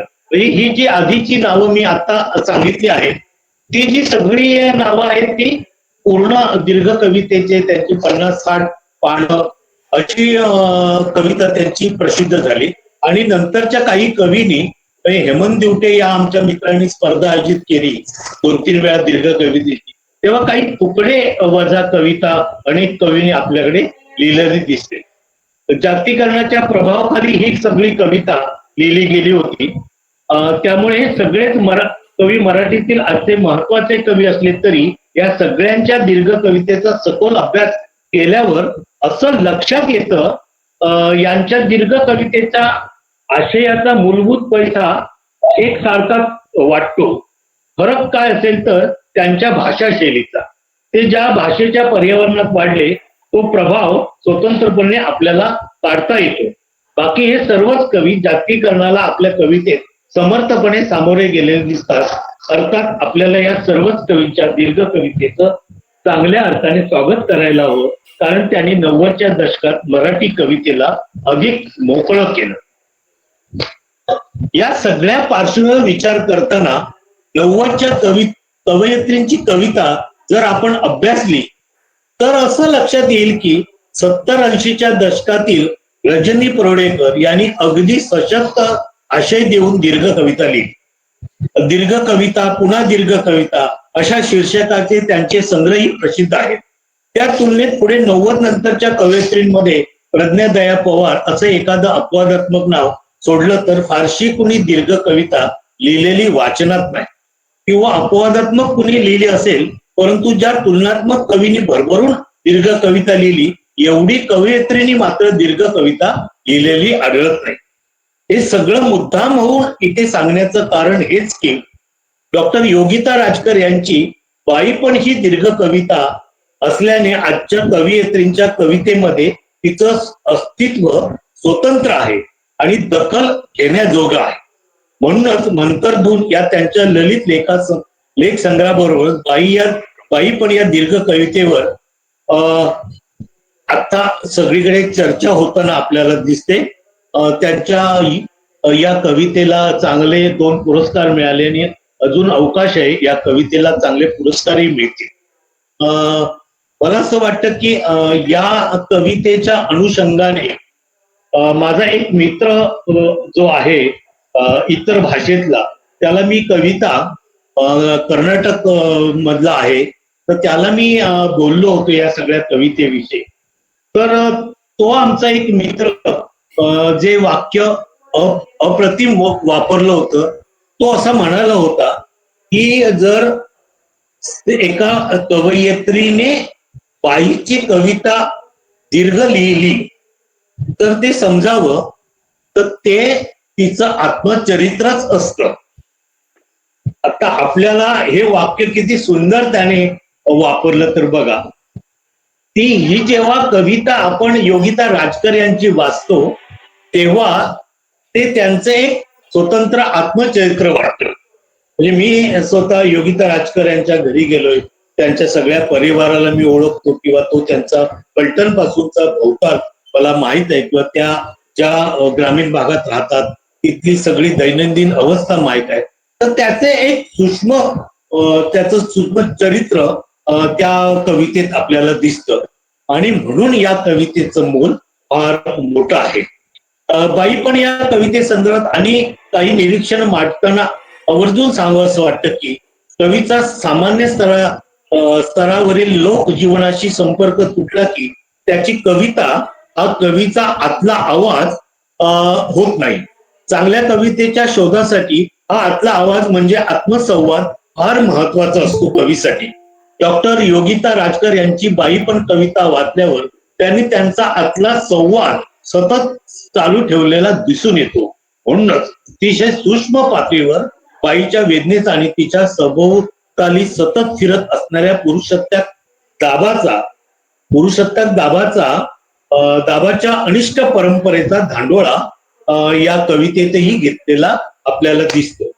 आता इथे एक गोष्ट आपल्याला प्रामुख्याने नमूद करावी लागते की चांगल्या कविता ही तुम्हाला वेगवेगळ्या अर्थाने संबोधित करत असते. म्हणजे जशी कविता आहे जसा कवीला किंवा कवयित्रीला अपेक्षित अर्थ आहे तसा वाचक स्वीकारत नाही चांगल्या कवितेबद्दल.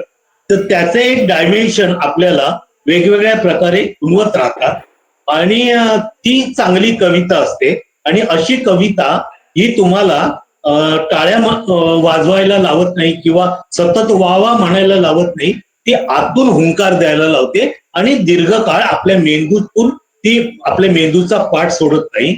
ही डॉक्टर योगिता राजकर यांची ही अशी कविता आहे की एकदा तुम्ही वाचला की तुम्हाला अर्थाची वेगवेगळी वलय तुमच्या डोक्यात निर्माण होतात आणि दीर्घकाळ सोबत करतात. त्या कवितेचं मी पुनर्वाचन केलेलं आहे अनेक वेळा, कारण त्याची निर्मिती करण्याची जबाबदारी माझ्याकडे होती. तर त्यामुळे मला हे सगळं पुन्हा पुन्हा आठवत राहतं. त्यांनी खरं तर त्या 2 कविता आता जे तुकडे निवडले होते ते त्याच्यापेक्षाही अधिक चांगले तुकडे या संग्रहात आहेत. सुजाता मॅडमनी चांगला उल्लेख त्या काही तुकड्यांचा केला होता. तर चांगल्या कवितेचे निकष नेमके सांगता येत नसले तरी या सगळ्या पार्श्वभूमीवर तरी काही निकष हे व्यक्ती सापेक्ष असतात. किमान चांगल्या कविते संदर्भात एक जबाबदारीने विधान आपण करू शकतो, ते म्हणजे कोणतीही कविता काळाला समांतर सतत जात असते. चांगली कविता म्हणजे कविता कधीच जुनी होत नसते. आणि राजन गवस सर म्हणतात ते वाक्य मला कायम माझ्या लक्षात राहतं. ते मुद्दाम म्हणून सांगतो की चांगली कविता कधीच खोटं बोलत नाही. म्हणजे कवीचं ते आत्मचरित्रच असतं. कवीला कवितेत खोटं बोलता येत नाही. मला हे बाई पण या कवितेच्या पार्श्वभूमीवर महत्वाचं हे विधान करावंसं वाटतं. या सगळ्या म्हणूनच कविता कधी जुनी होत नसते. या निकषावर तिचं अस्तित्व टिकलं गेलं पाहिजे. बाई पण या कवितेबद्दल आपण खात्रीने असं म्हणू शकतो, कारण जोपर्यंत पुरुष बाईला व्यक्ती आधी माणूस आहे हे स्वीकारले जात नाही तोपर्यंत समाजात पुरुष सत्ताक परंपरा शाबूत राहणार आहे. आणि ही परंपरा जोपर्यंत शाबूत राहणार आहे तोपर्यंत बाईला नैसर्गिक जगता येणार नाही. तिचा तोंडमारा सतत होणार आहे. बाई पण ही कविता बाईच्या या माऱ्याचा सशक्त उद्गार असल्याने या कवितेला वाचक दीर्घकाळ मिळेल असं मला विश्वास वाटतो. कोणत्याही काळातील आणि कोणत्याही स्तरात बाईच्या वेदनेचा कोल्हाळ हा खरा तर तुकारामाच्या अभंगातला शब्द आहे आणि नेमाडे सरांनी तो फार छानपणे लिहिलेला आहे. आमच्याकडे लोकवाङ्मयीने काढलेली स्वेतल परब यांची कादंबरी आहे ज्याला आमच्या संस्थेचा आत्ताच पुरस्कार आम्ही दिला. तो त्यांच्या कादंबरीचं नाव कोल्हाळ आहे. तर मला इथे हा शब्द जाणून बुजून वापरावासो या सगळ्या संदर्भात वापरतो की बाईचा आक्रोश, कोल्हाळ म्हणजे बाईचा आक्रोश, वेदनेचा आक्रोश हा फार कठीण असतो. तो आक्रोश पुरुषांना कळणं म्हणजे नाहीच कळत. कितीही संवेदनशील पुरुष असेल तरी बाईचा हा कोल्हाळ कळत नाही. मी बाया पाण्याशीच बोलतात सारखी कविता लिहिली किंवा आवणओल सारखा संग्रह बाईच्या संपूर्ण कष्टात संदर्भ असला तरी मला असं वाटतं की बाईचा जो आक्रोश असतो वेदनेचा तो आपल्याला कळणं सोपं नाही. म्हणून आपल्याला अशी चांगली बाईपणासारखी चांगली दीर्घ कविता पुरुषांनी समजून घ्यायला पाहिजे. मला असं वाटतं की बाईने ही बाईची कविता बाई पण नाही वाचली तरी चालेल पण किमान कविता लिहिणाऱ्या सगळ्या पुरुषांनी म्हणजे कवींनी हा संग्रह जरूर वाचायला पाहिजे. पण जर वाचायचं असेल तर काही पुरुषांना मात्र बाईचं मनच आपल्याला बाईसारखं मन हळवं कळावं लागेल तरच आपल्याला ही गोष्ट ती कविता कळू शकते. पण पुरुषाला ते मन लाभणं शक्यच नसतं कारण पुरुषच तिच्या वेदनेचा कर्ता असतो. अशा वेळी मात्र बाई मुकीमुकी होत जाते आणि ती कधी स्वतःशी बोलते, कधी नदीच्या विहिरीच्या पाण्याशी बोलते, कधी झाडापेडांशी बोलते. हे बोलणं म्हणजे तिचं मोकळं होणं असतं. हे मोकळं होणं म्हणजे बाई म्हणून सोसलेल्या अनेक वेदनेतून एका श्वासाचं उसंत घेणं असतं. हे किती समंजसपणे डॉक्टर राजकर यांनी आपल्या कवितेत मांडलं आहे हे काही ओळीतूनही आपल्या लक्षात येतं. एके ठिकाणी त्या या कवितेत म्हणतात, वाही डोळ्यातून पाणी करी मोकळे मनास, वाही डोळ्यातून पाणी करी मोकळे मनास, नदीपाशी बोलून या बाई राखते जीवास. मला असं वाटतं की बाईच्या कष्टाला सीमा नसते. बाईच्या कष्टाला सीमा नसते. गृहिणी असो किंवा नोकरी करणारी बाई 24 तास राबत असते. नोकरी करणारी बाई कामावर जाते, धावपळ करीत घरी येते आणि पुन्हा घराला जुंपून घेते. तिच्या कष्टाचा हा दाह तसा शब्दात मांडता येत नाही परंतु बाई म्हणून बाईला शब्दातूनच व्यक्त व्हावं लागतं. ही व्यक्त होण्याची तीव्रता जेवढी अधिक असेल तेवढं टोकदार पण या शब्दाला येत राहतं. बाई नोकरी करत असेल, बाई गृहिणी असेल आणि तिला जरीही उसण मिळत नसेल तर घरचा पुरुष तिला काही घरच्या कामाला हातभार लावेल असं अपवाद सोडून सार्वजनिक चित्र अजून तरी समाजात नाही. बाई म्हणजे काम आणि कामच. बाईची अशीच प्रतिमा आजवर उभी राहिली आहे. ज्या मनुस्मृतीवर भारतीय स्त्रीची परंपरा उभी केली गेली त्या परंपरेत पुरुषाकडून अशी अपेक्षा बाळगायची नसते असा म्हणणारा धार्मिक कर्मठ वर्ग आपल्या समाजात आहे. या धार्मिक कर्मठ वर्गाने बाईची जी स्थिती गती करून ठेवली आहे त्यामुळे तिच्याकडे उसण नावाची गोष्ट शिल्लक नाही. हा संदर्भ देऊन डॉक्टर राजकर आपल्या कवितेत म्हणतात, पाट टेकता भुईला विसावते मायबाई, पाट टेकता भुईला विसावते मायबाई, जिंदगीच्या पाठीवर उगाळते हाडबाई, जिंदगीच्या पाठीवर उगाळते हाडबाई. हाड उगाळणे हा शब्द किती म्हणजे मला कमालच वाटली की कवीला कुठल्या स्थितीत मनस्थितीत असे शब्द सुचत असतील. मी स्वतः जरी कवी असलो तरी शब्दांची निर्मिती अधिक कवी चांगली करत असतो.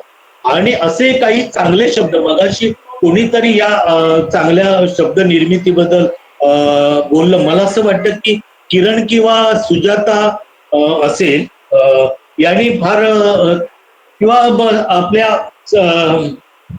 संजीवनी मॅडम पण असतील, पण अशी काही चांगली शब्दांची निर्मिती केलेली आहे आणि हे मोल आहे या संग्रहाचं. खरं तर या सगळ्या ह्याच्यात बाईचं गौरवीकरण कुठेही नाही, हे सगळ्यात महत्वाचं आहे. तर तिचा जो आक्रोश आहे तो मांडलेला आहे.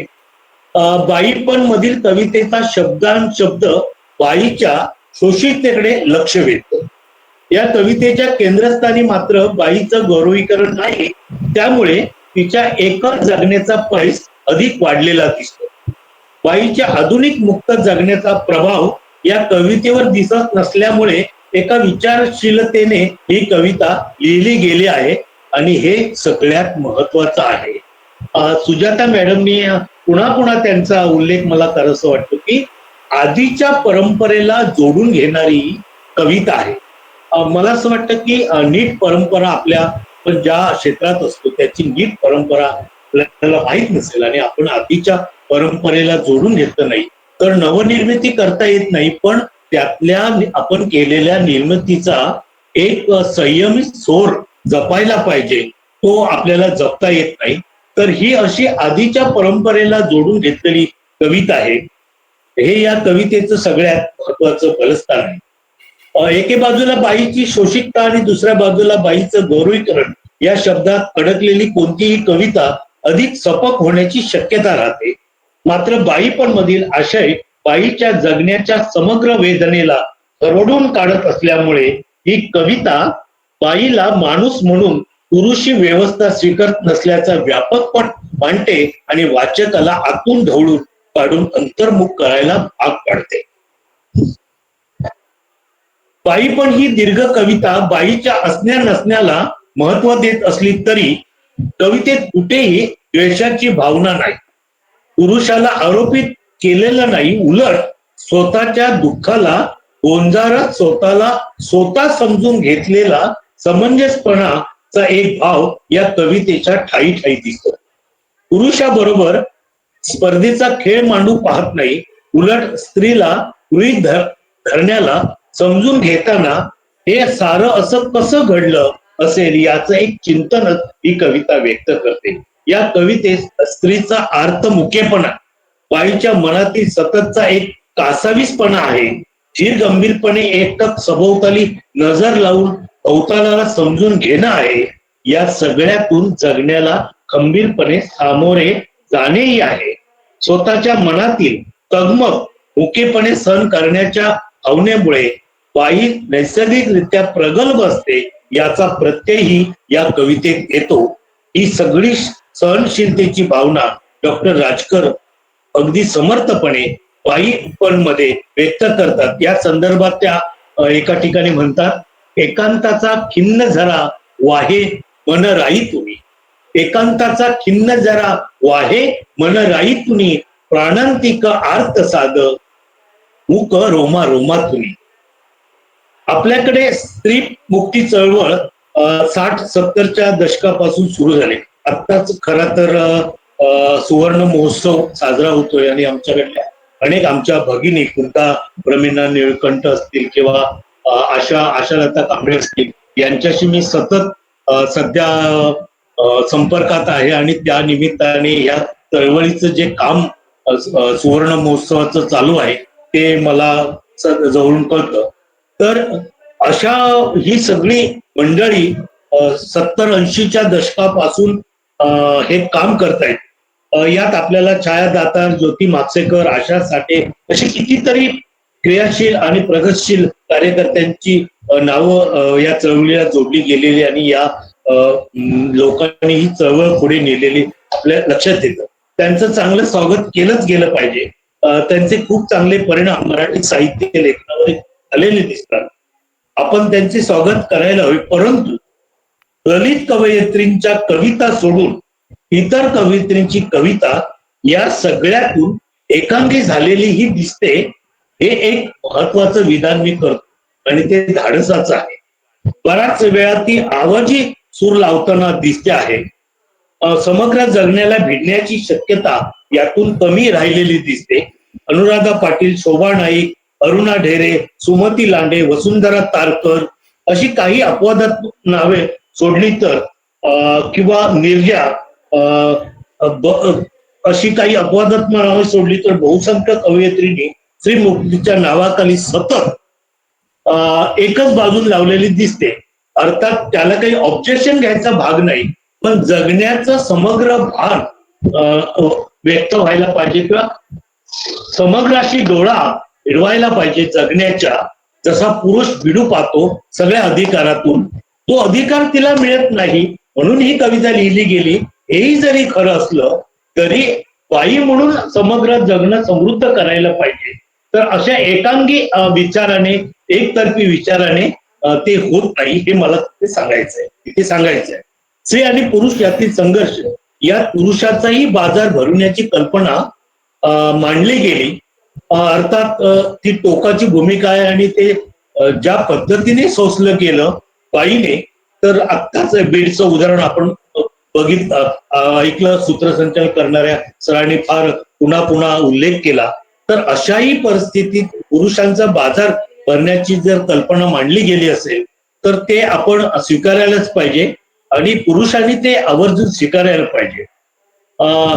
पण बाई पण या कवितेत मात्र आत्मवंचना दिसत असली तरी पुरुष सत्ताक व्यवस्थेचा सूर टिपेला गेलेला कुठेही दिसत नाही. हे महत्वाचं आहे.